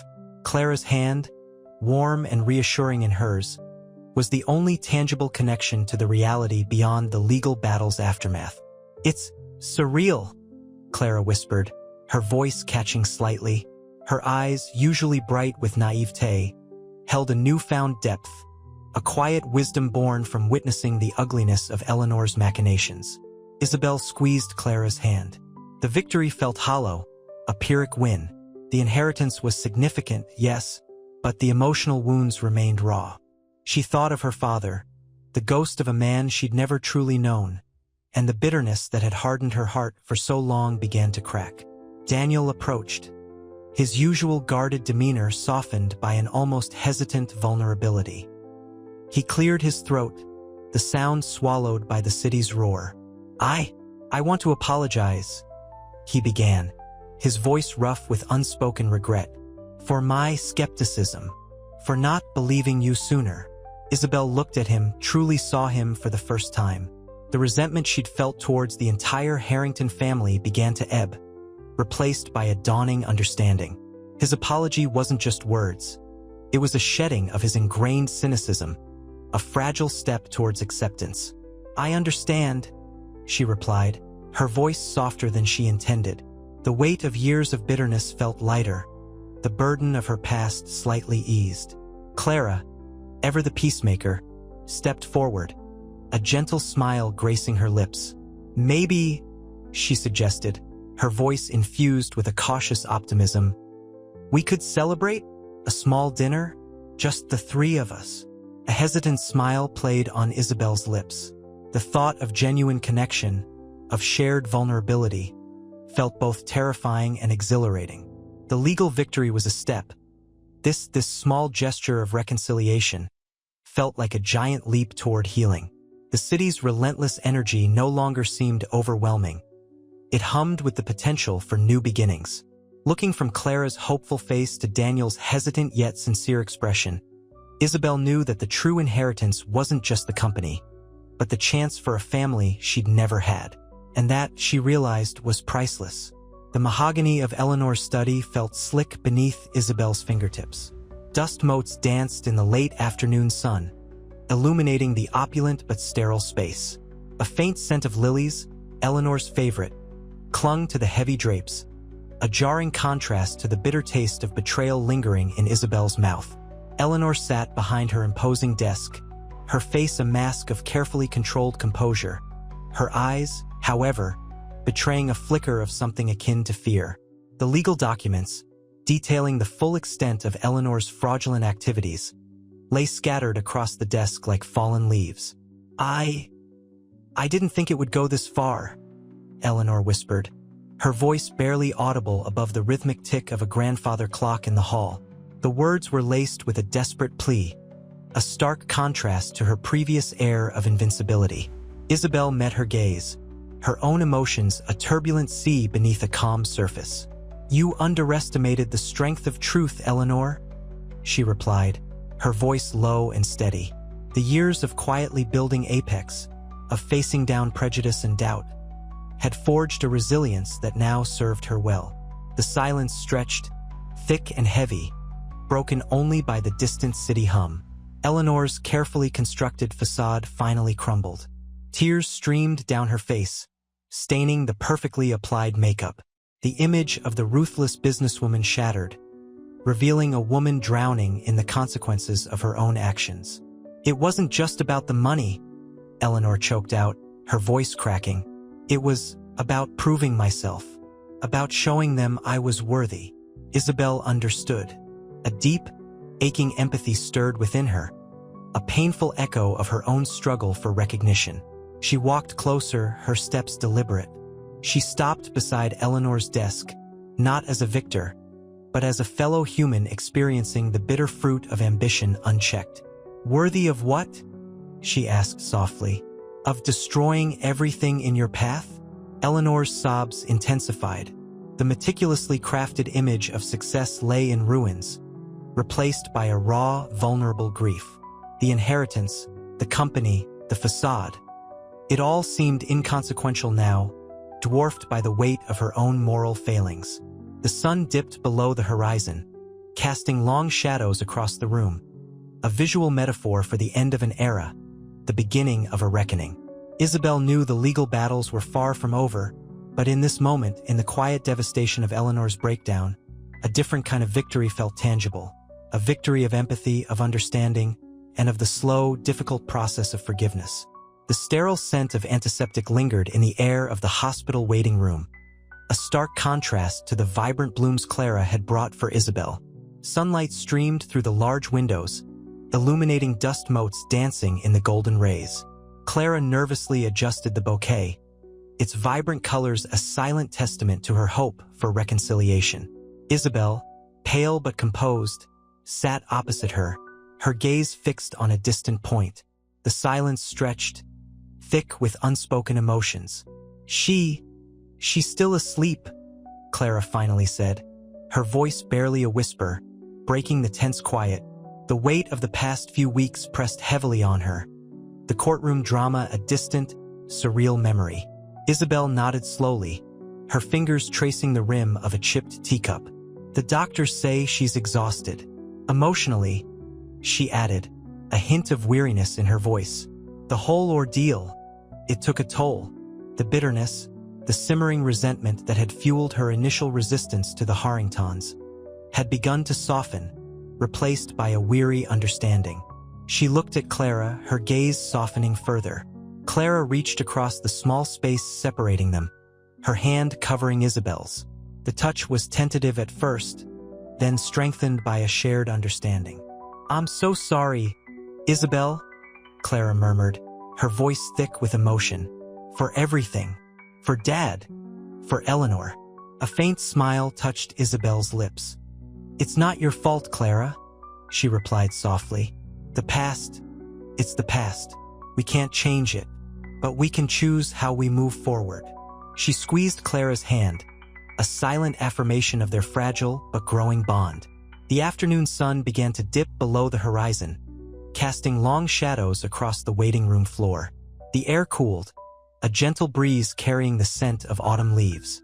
A moment passed, filled only with the quiet rustling of papers and the soft whisper of voices from the hallway beyond. It was a quiet moment, a shared peace that spoke volumes about the healing process. A new beginning, born from the ashes of betrayal and resentment, had begun to take root. The reconciliation was far from complete, but a seed of hope had been planted, nurtured by empathy, understanding, and a shared desire for a future free from the shadows of the past. The courtroom buzzed with hushed whispers, the air thick with anticipation. Isabel sat rigid, the mahogany of the judge's bench reflecting in her dark eyes. The weight of the legal battle, the years of quiet resentment, pressed down on her. Across the room, Eleanor, her face a mask of carefully controlled fury, glared.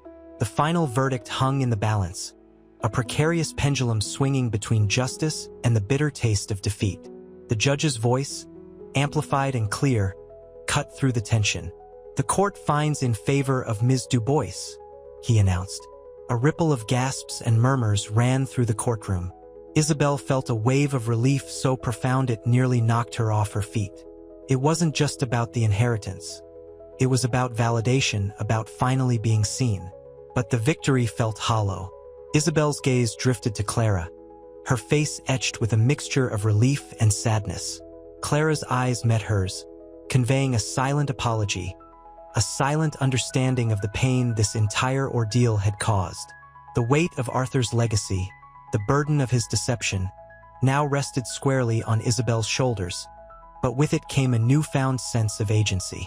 Later, in the quiet solitude of her office, the city lights a glittering tapestry against the night sky, Isabel reviewed the settlement papers. The legal battle had ended, but the emotional aftermath remained.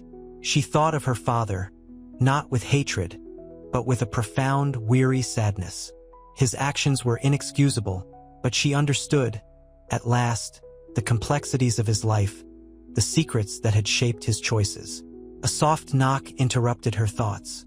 Clara stood in the doorway, her face etched with exhaustion, yet her eyes bright with a newfound hope.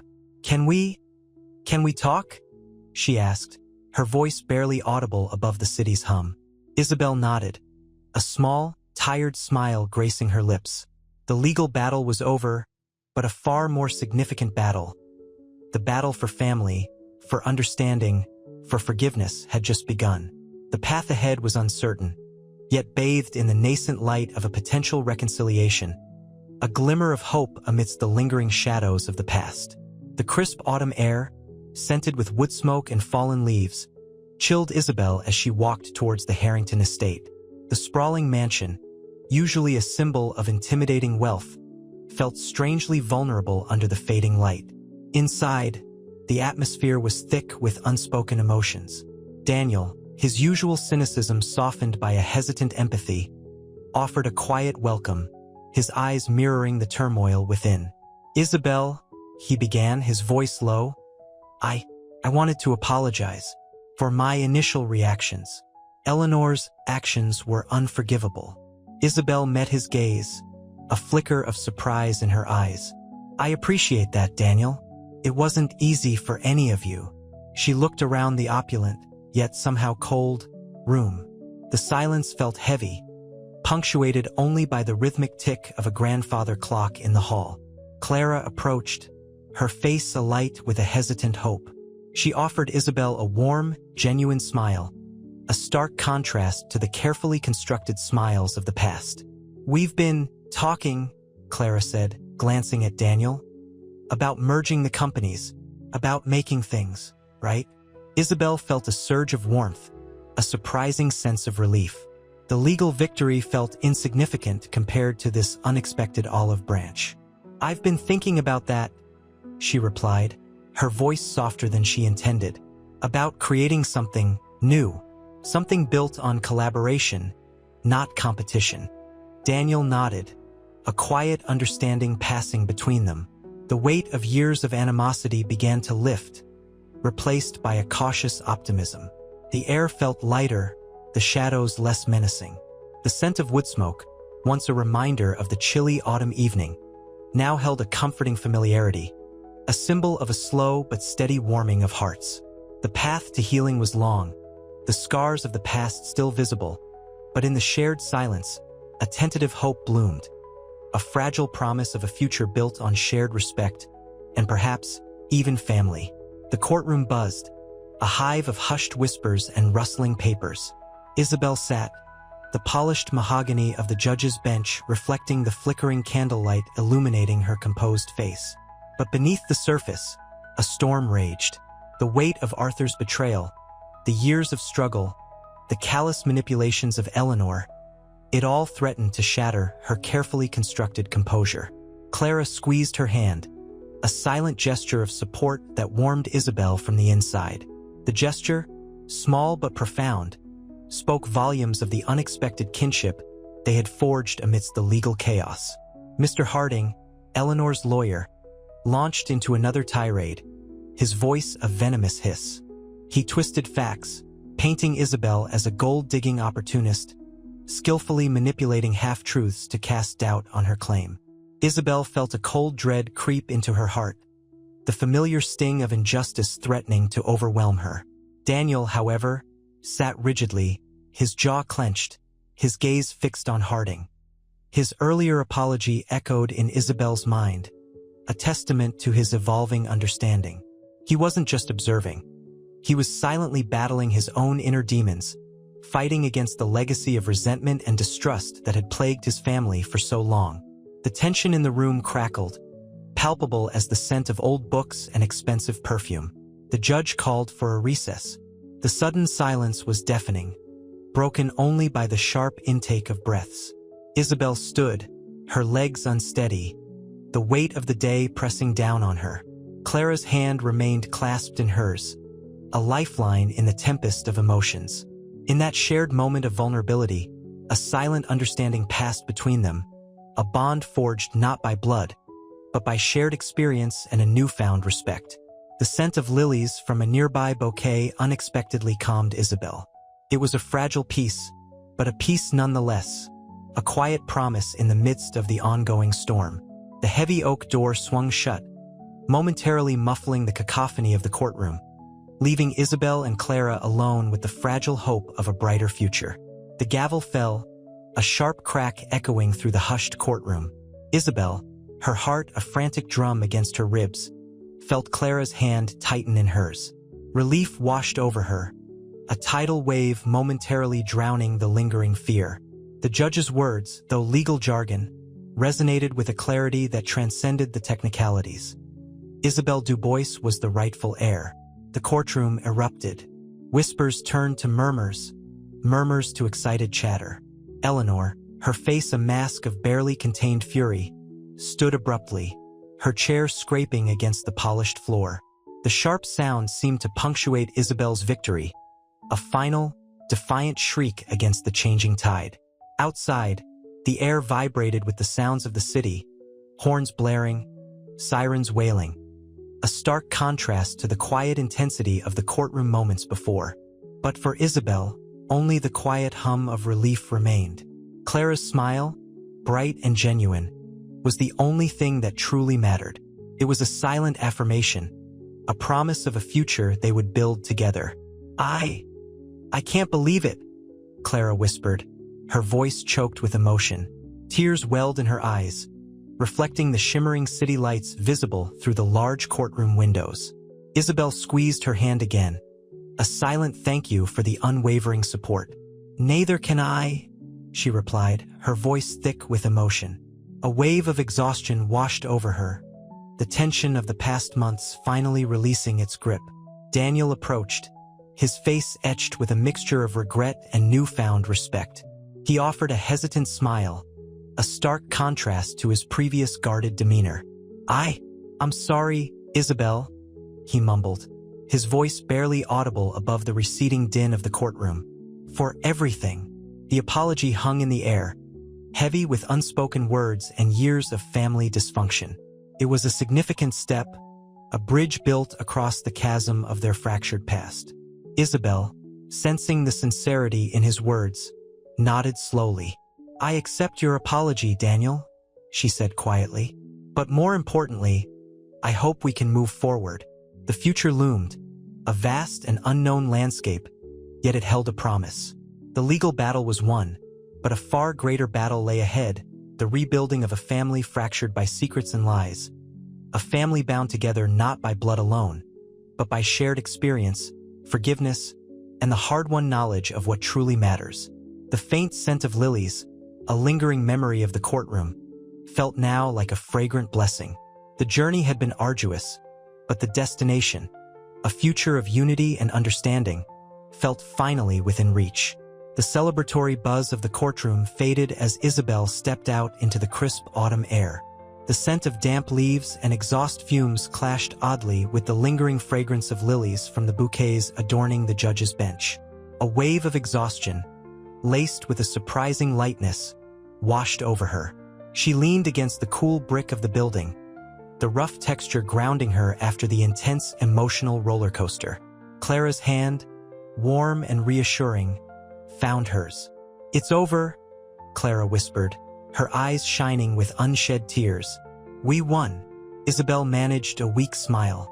The victory felt surreal, a fragile dream defying the harsh reality of the past few months. She looked at Clara, her sister, a bond forged in the fires of adversity and shared trauma. The future stretched before them, vast and uncertain, yet no longer terrifying. Daniel approached hesitantly, his eyes filled with a mixture of shame and hope. He avoided her gaze, fiddling with his cufflinks, a nervous habit she'd noticed during the trial. "Isabel," he began, his voice low, I want to apologize for my skepticism, my doubt, for everything." Isabel's heart softened, seeing genuine remorse in Daniel's eyes. The years of resentment she held towards the family began to crack. "I accept your apology, Daniel," she replied, her voice quiet but firm. "But more than that, I hope we can build something new." A small, tentative smile played on her lips. The scene shifted to a private room, the sterile courtroom replaced by the warm glow of a fire crackling in a large hearth. The scent of roasting chestnuts filled the air, a comforting aroma that helped ease the residual tension.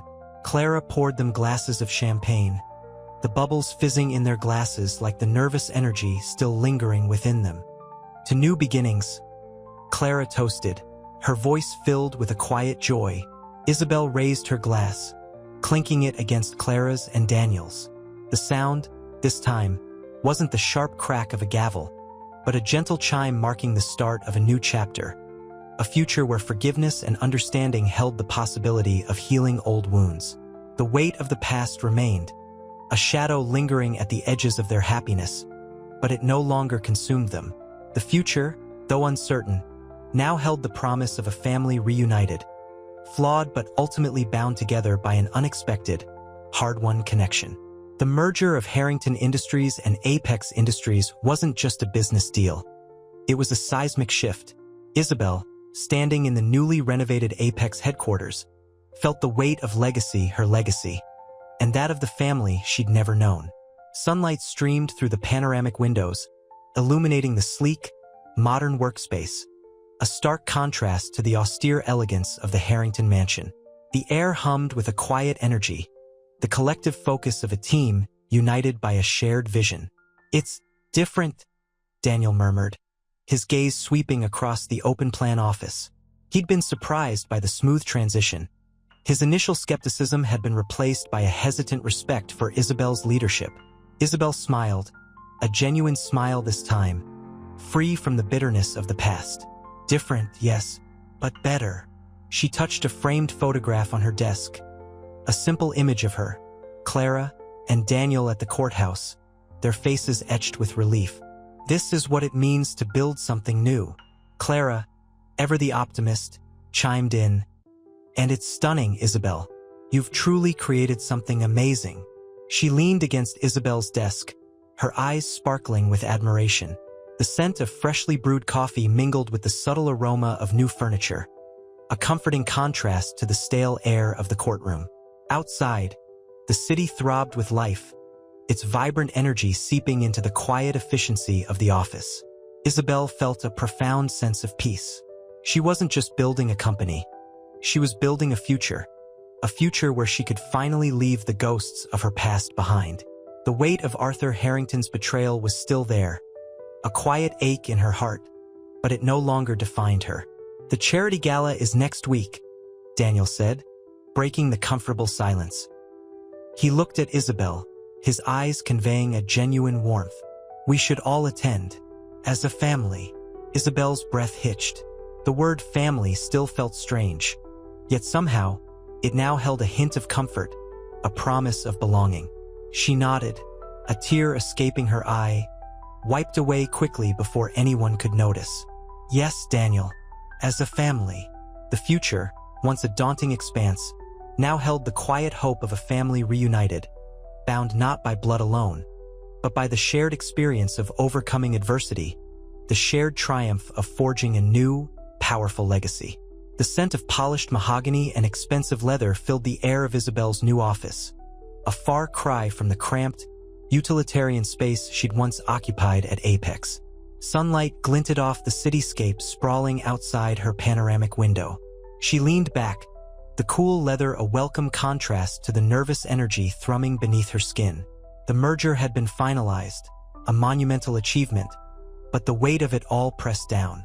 She wasn't just CEO of a combined Harrington Apex Industries. She was the head of a family she'd never known, a family bound by a secret, a betrayal, and, surprisingly, a growing sense of unity. "It feels surreal," Clara said, her voice soft as she entered, a steaming mug in her hand. The aroma of Earl Grey tea momentarily eclipsed the scent of leather. Isabel smiled, a genuine, weary smile. "Surreal is a good word for it. I still can't quite believe it." Clara settled into the chair opposite her desk. "But you deserve it, Isabel.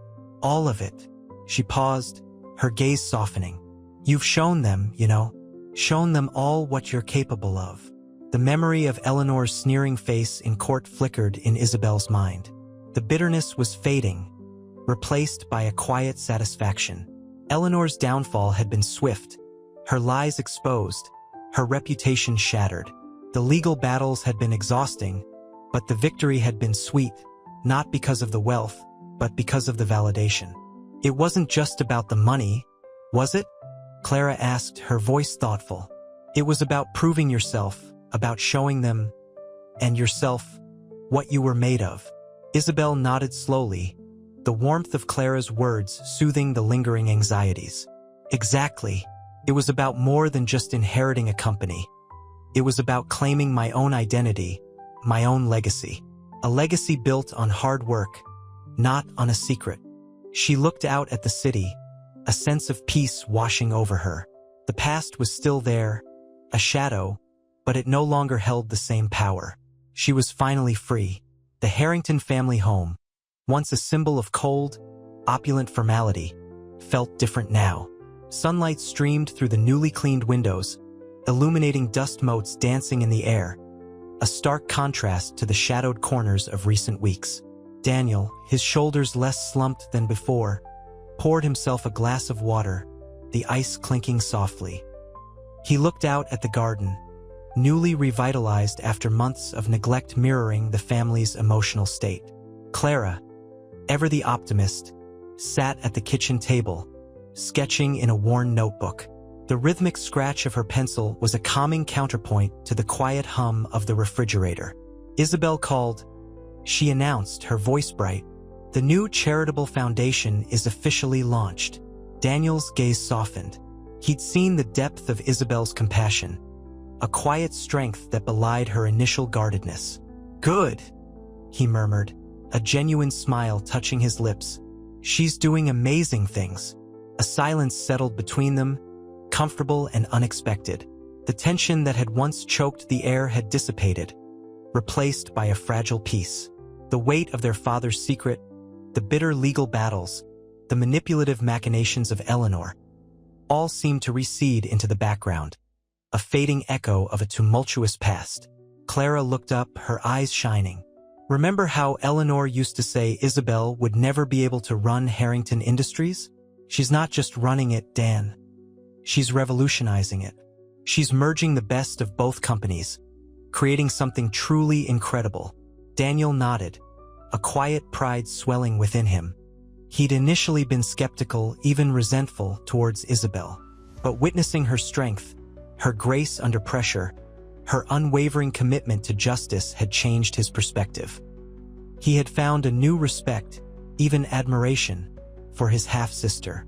He thought of the day he had chosen to side with Isabel in court, a decision that had felt both terrifying and liberating. He took a long drink of water, the cool liquid a refreshing contrast to the lingering heat of past conflicts. She's proven them all wrong, he said softly, his voice filled with a newfound respect. The quiet hum of the refrigerator seemed to blend with the gentle rustling of leaves outside, a symphony of peace settling over the Harrington family home. The legacy they were building now, though born from secrets and betrayal, was rooted in honesty, compassion, and the surprising strength of family. The scent of freshly brewed coffee hung in the air, a comforting aroma in the otherwise sterile boardroom of the newly merged Harrington Apex Industries. Isabel, her gaze sharp yet softened by a faint smile, surveyed the panoramic city view from the expansive window. The city lights twinkled like a scattered handful of diamonds, reflecting the brilliance of her success. This wasn't just a business victory. It was a testament to her resilience. "It's breathtaking," Clara murmured, her voice awed. She stood beside Isabel, a tangible shift in their relationship evident in their easy camaraderie. The initial awkwardness had long since dissolved, replaced by a genuine affection. Isabel turned, her eyes meeting Clara's. "It is," she agreed, a warmth blooming in her voice. "But the true beauty lies in what we're building here. A company driven by ethics, by fairness, by opportunity for all." A pause, a subtle shift in her expression. "Something my father never gave me a chance to have." The unspoken words hung heavy between them, a shared understanding of the pain and the triumph. The memory of Arthur Harrington, a man whose actions had shattered lives yet ultimately paved the way for this moment of unity, lingered in the air. Daniel entered, his usual guarded demeanor softened by a hint of something akin to pride. He carried a file, a confident stride replacing his former hesitant gait. "The final merger documents," he announced, a small smile playing on his lips. "Everything is finalized." A comfortable silence settled over them, a far cry from the tense silences of the past. They had faced legal battles, betrayals, and the ghosts of a fractured family. Yet here they stood, a testament to the power of forgiveness and reconciliation. The legacy of Arthur Harrington, though tainted, was being rewritten. Not erased, but reshaped, forged anew in the crucible of adversity into something stronger, more compassionate, more just. The city lights outside mirrored the hope that had begun to bloom within them, a future filled with the promise of a legacy built not on secrets and lies, but on truth, unity, and the enduring strength of family. The Harrington family home, once a symbol of cold opulence, felt strangely warm. Sunlight streamed through the newly cleaned windows, illuminating dust motes dancing in the air, a stark contrast to the shadows of the past few months. Clara, perched on a plush velvet armchair, sipped tea, the delicate china warming her hands. Across from her, Daniel, surprisingly relaxed, flipped through a magazine, the tension visibly eased from his shoulders. "It's different," Clara murmured, her gaze drifting towards a photograph on the mantelpiece. A faded image of Arthur, a ghost of a smile playing on his lips. Daniel nodded, a quiet sigh escaping his lips. "It is. We're different." He closed the magazine, his gaze meeting Clara's. "I never thought I'd say this, but I'm grateful for Isabel. She's strong, like Dad never was." His voice held a hint of unexpected vulnerability. He hadn't used that name, Dad, in months. A silence settled between them, comfortable yet heavy with unspoken emotions. The weight of their father's betrayal, the turmoil of the legal battles, the pain of their fractured family. It all hung in the air, a palpable presence. Yet, interwoven with this heaviness was a nascent hope, a fragile bloom pushing through the hardened earth of resentment and distrust. Clara smiled, a genuine smile that reached her eyes. "She's amazing. The way she's handled everything, the way she's merged the companies. It's incredible. And she's helping so many others." The chime of a cell phone broke the quiet. It was Isabel. Clara answered, a warmth spreading through her as she listened. Isabel's voice, bright and clear, filled the room. She was inviting them to a celebratory dinner, a small gathering to mark the official completion of the merger. "She wants us all there," Clara announced, her voice brimming with excitement. A small laugh escaped her lips. "Even Eleanor is invited." The unspoken question hung in the air. Would Eleanor attend? Would she accept her role in the wreckage, or continue to fight? Daniel shrugged, a glimmer of determination in his eyes. "Let her come. Let her see what we've built. A family, not based on lies and greed, but on truth and forgiveness." He stood up, stretching his arms high above his head. "This isn't just a business merger, Clara. It's a family reunion." A genuine, heartfelt smile finally touched his lips. The future was uncertain, yet for the first time in a long time, the Harringtons were facing it together, a beacon of hope illuminating their path. The scent of freshly brewed coffee hung in the air, a comforting aroma in the otherwise quiet Harrington home. Sunlight, filtered through the lace curtains, painted dappled patterns on the polished mahogany table where Daniel sat, nursing a steaming mug. He'd lost a significant amount of weight, the sharp angles of his face highlighting the sleepless nights and gnawing anxieties of the past months. Clara entered, her face etched with a quiet weariness but also a nascent hope. She carried a file, thick with legal documents now rendered irrelevant. "The final paperwork signed," she announced softly, her voice catching slightly. "The merger, it's complete." Daniel nodded, a flicker of something akin to pride in his eyes. He hadn't expected this. He'd braced himself for protracted legal battles, for bitter recriminations, yet Isabel had navigated the complexities with grace and efficiency. He watched her from afar, increasingly impressed by her quiet strength, her ability to lead with compassion and resolve. "I saw Isabel this morning," Clara continued, settling into the chair opposite him. "She's already implementing her plans for the charitable foundation." She paused, a small smile playing on her lips. "She's expanding the program for underprivileged women, focusing on entrepreneurship and leadership training. It's remarkable." Daniel took a slow sip of his coffee, the warmth spreading through him, a mirroring of the feeling blooming in his chest.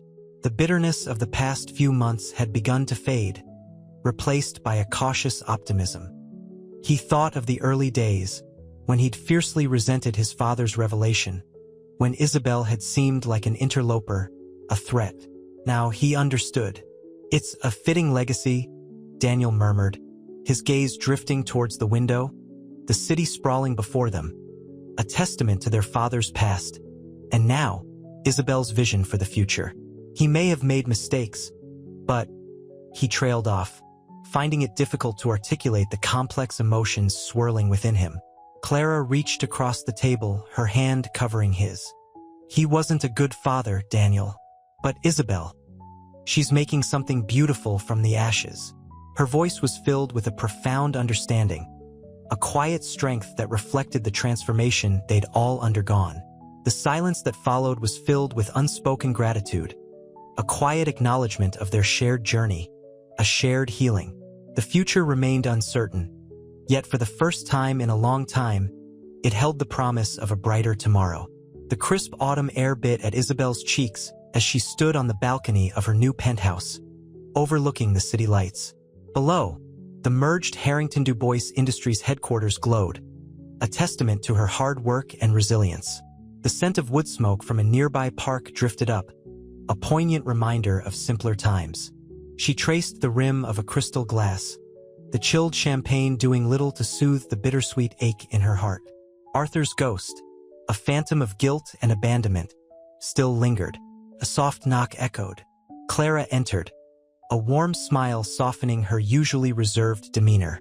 "You look pensive," Clara observed, settling onto the plush sofa. "The city looks beautiful from up here." Isabel chuckled, a low, throaty sound. "Beautiful and daunting. It's surreal to see my name on that building." "It's deserved," Clara insisted, her eyes reflecting the city lights. "You've built something remarkable, Isabel. Something far beyond what my father ever could have imagined." Isabel's gaze drifted back to the shimmering cityscape. "He had his flaws, Clara, huge ones, but he also had a dream, a vision he never truly grasped until he lost it." She sighed, the weight of the past heavy in the air. "I hope I'm honoring that in my own way." Clara nodded understandingly. "You are. You're creating a legacy of empowerment, not just wealth. And that's something truly special." Silence fell between them, comfortable and unspoken. The city hummed below, a symphony of life and ambition. Isabel felt a surprising warmth spread through her, chasing away some of the lingering chill. The past couldn't be erased, but it could be transformed, shaped into something beautiful, something lasting. A future built not on the ashes of the past, but on the foundations of forgiveness, redemption, and the enduring power of family, however unconventional that family may be. The following weeks were a blur of meetings, negotiations, and the subtle shift in power dynamics within the Harrington Du Bois Industries. Isabel, surprisingly, found herself enjoying the collaborative energy. The scent of freshly brewed coffee and the quiet hum of focused activity in the newly merged headquarters became a comforting rhythm. One evening, after a particularly grueling board meeting, Isabel found herself alone in her expansive office. The city lights, a breathtaking panorama through the floor-to-ceiling windows, did little to soothe the exhaustion gnawing at her. She traced the smooth surface of her mahogany desk. The polished would cool beneath her fingertips. A wave of loneliness washed over her. The echoes of her past still resonated, a constant hum beneath the surface of her success. A soft tap on the door broke the silence. Daniel Harrington stood there, his usual guarded demeanor softened by a hesitant smile. "Mind if I join you?" he asked, his voice low. Isabel gestured to a plush armchair. "Come in, Daniel. I thought you might be long gone." He settled into the chair, his gaze sweeping across the panoramic view. "It's impressive," he finally said, a hint of awe in his voice. "Just like you." Isabel gave a wry smile. "Impressive and exhausting. Honestly, I still can't quite believe it's all real." "It is," Daniel confirmed, his gaze meeting hers. "And you deserve every bit of it. More than anyone." A genuine warmth radiated from him, a stark contrast to his initial resentment. He continued, his voice laced with remorse. I am sorry, Isabel, for my initial skepticism, for my coldness. Eleanor's actions were unforgivable, but I let my own bitterness blind me." Isabel nodded, understanding evident in her eyes. "I know," she replied softly, "but you've made amends, and that's what matters." The city lights shimmered, reflecting in her eyes, a glimmer of hope amidst the lingering shadows of the past. The air crackled with unspoken understanding, a silent testament to the bridges built on the wreckage of secrets and betrayal. The scent of success was sweet, but the fragrance of forgiveness was infinitely more profound. She looked at Daniel, seeing not just a former adversary, but a man finally at peace with himself. A quiet understanding settled between them, a bond forged in the crucible of shared history, a newfound family. The rhythmic tap-tap-tap of Isabel's stilettos echoed in the opulent hallway of the Harrington Du Bois Industries headquarters. Sunlight streamed through the vast atrium, illuminating dust motes dancing in the golden rays. A wave of weariness washed over her. The merger had been a whirlwind of board meetings, strategic alliances, and the constant pressure to prove herself. She paused before Clara's office, the soft glow of the lamp within a stark contrast to the cool marble of the corridor. A hesitant knock. Clara opened the door, her face etched with concern. "Isabel? You look drained." Isabel offered a tired smile. "Just a long day, but it's good, Clara. Really good." She entered, the scent of jasmine and old books a familiar comfort. Clara gestured to a plush armchair. "You know," Clara began, her voice soft, "I never thought I'd be sitting here, talking to my half-sister, in a building that used to be our family's biggest rival." Isabel sat, the plush velvet sinking beneath her. "Me neither. Surreal. But it feels right." She hesitated, then confessed, "There are still moments, you know, when the loneliness hits, when I remember everything I lost, everything I had to fight for." Clara reached across, her hand covering Isabel's.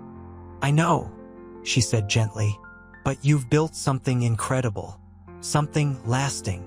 Isabel looked at her, a genuine gratitude warming her eyes. "You've been a rock, Clara, a true friend, more than I ever deserved from this family."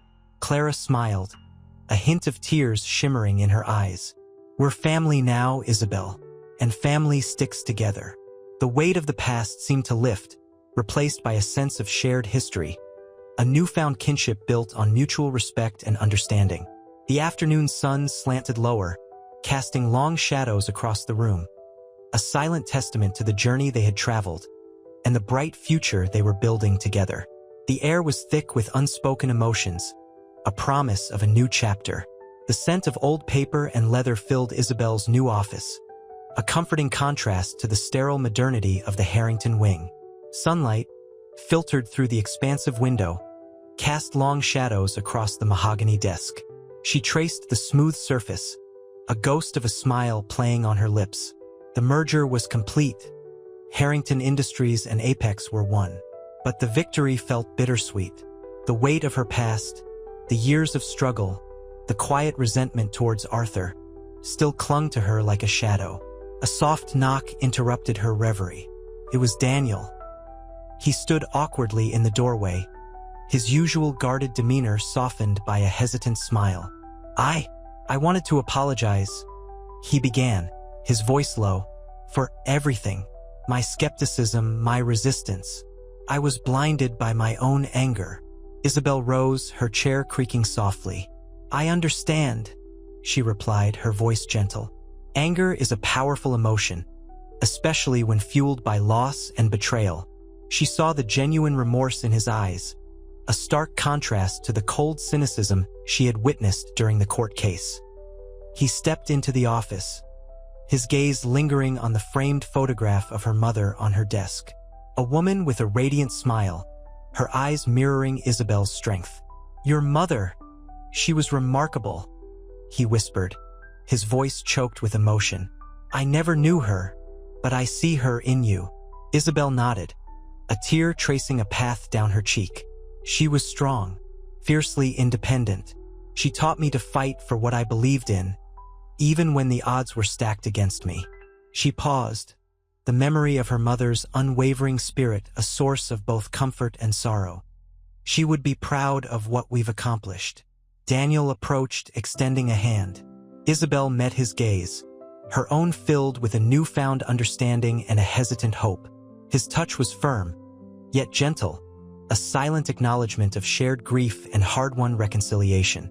The afternoon sun cast a warm glow over them, painting the scene with a promise of healing, a testament to the fragile, yet powerful, bonds of family. The past remained, a constant reminder, but today, the future felt brighter, bathed in the light of forgiveness and newfound kinship. The gala shimmered. Crystal chandeliers cast a dazzling light on the elegantly dressed guests, their laughter a muted hum against the backdrop of live jazz. Isabel, in a breathtaking gown of midnight blue, felt a tremor of unease. This wasn't just a celebration of the merged companies. It was a public declaration of a new family. She caught Clara's eye across the room. A warm smile eased her apprehension. Daniel approached, a glass of champagne swirling in his hand. You look stunning, he said, his voice a low murmur that belied the nervousness in his eyes.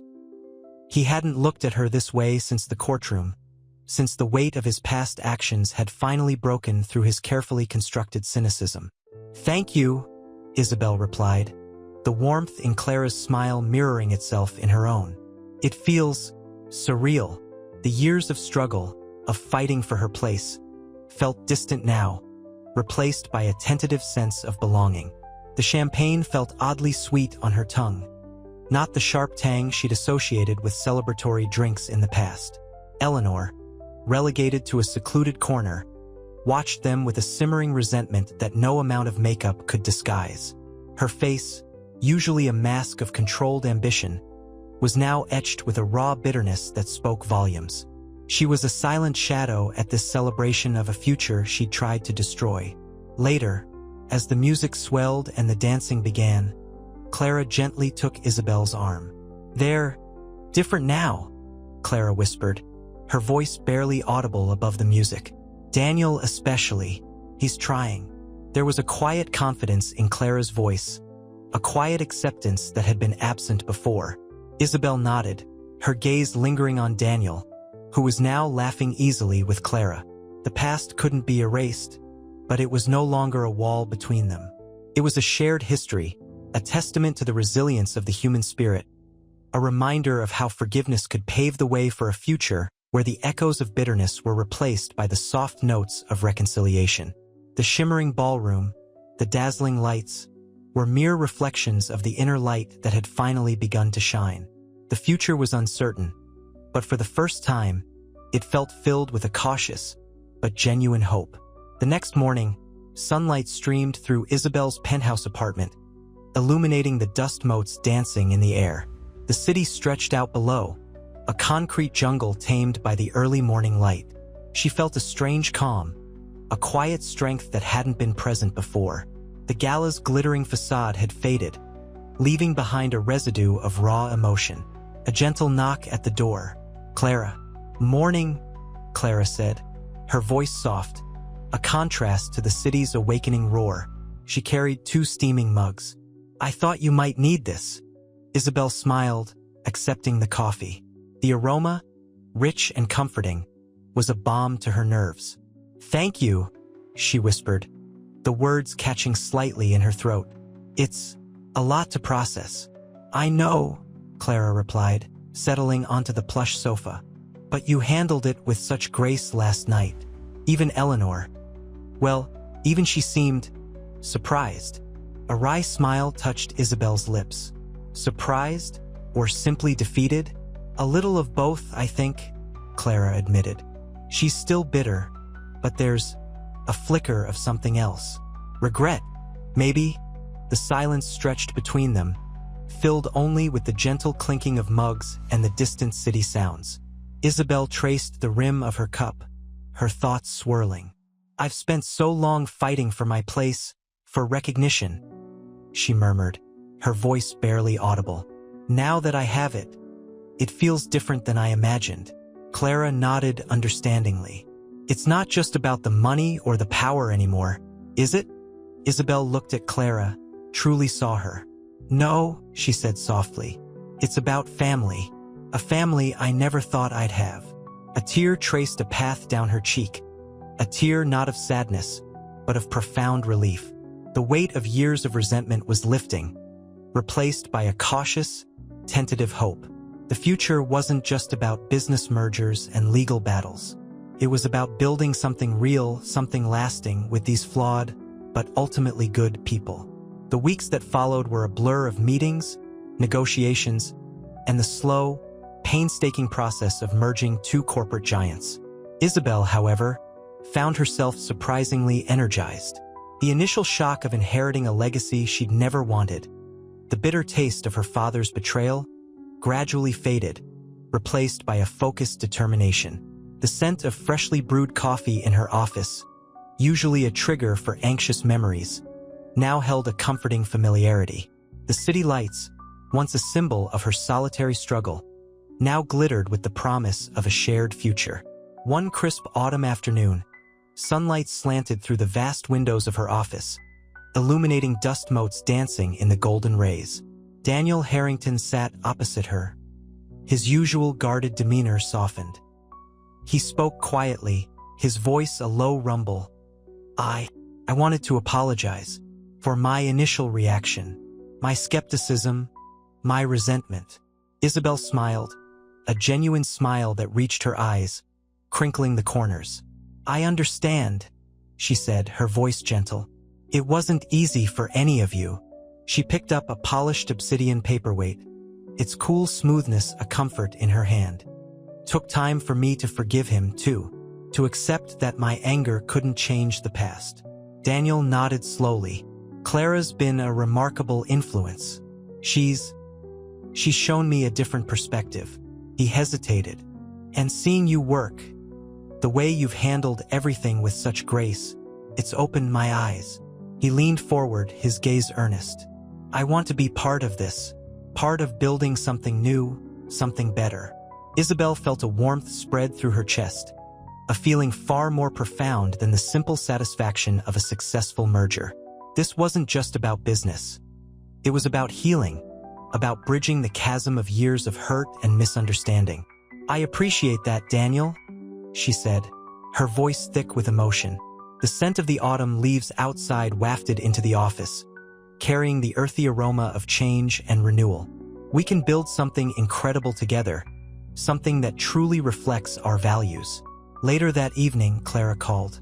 The simple act of answering the phone filled Isabel with a sense of belonging she hadn't realized she craved.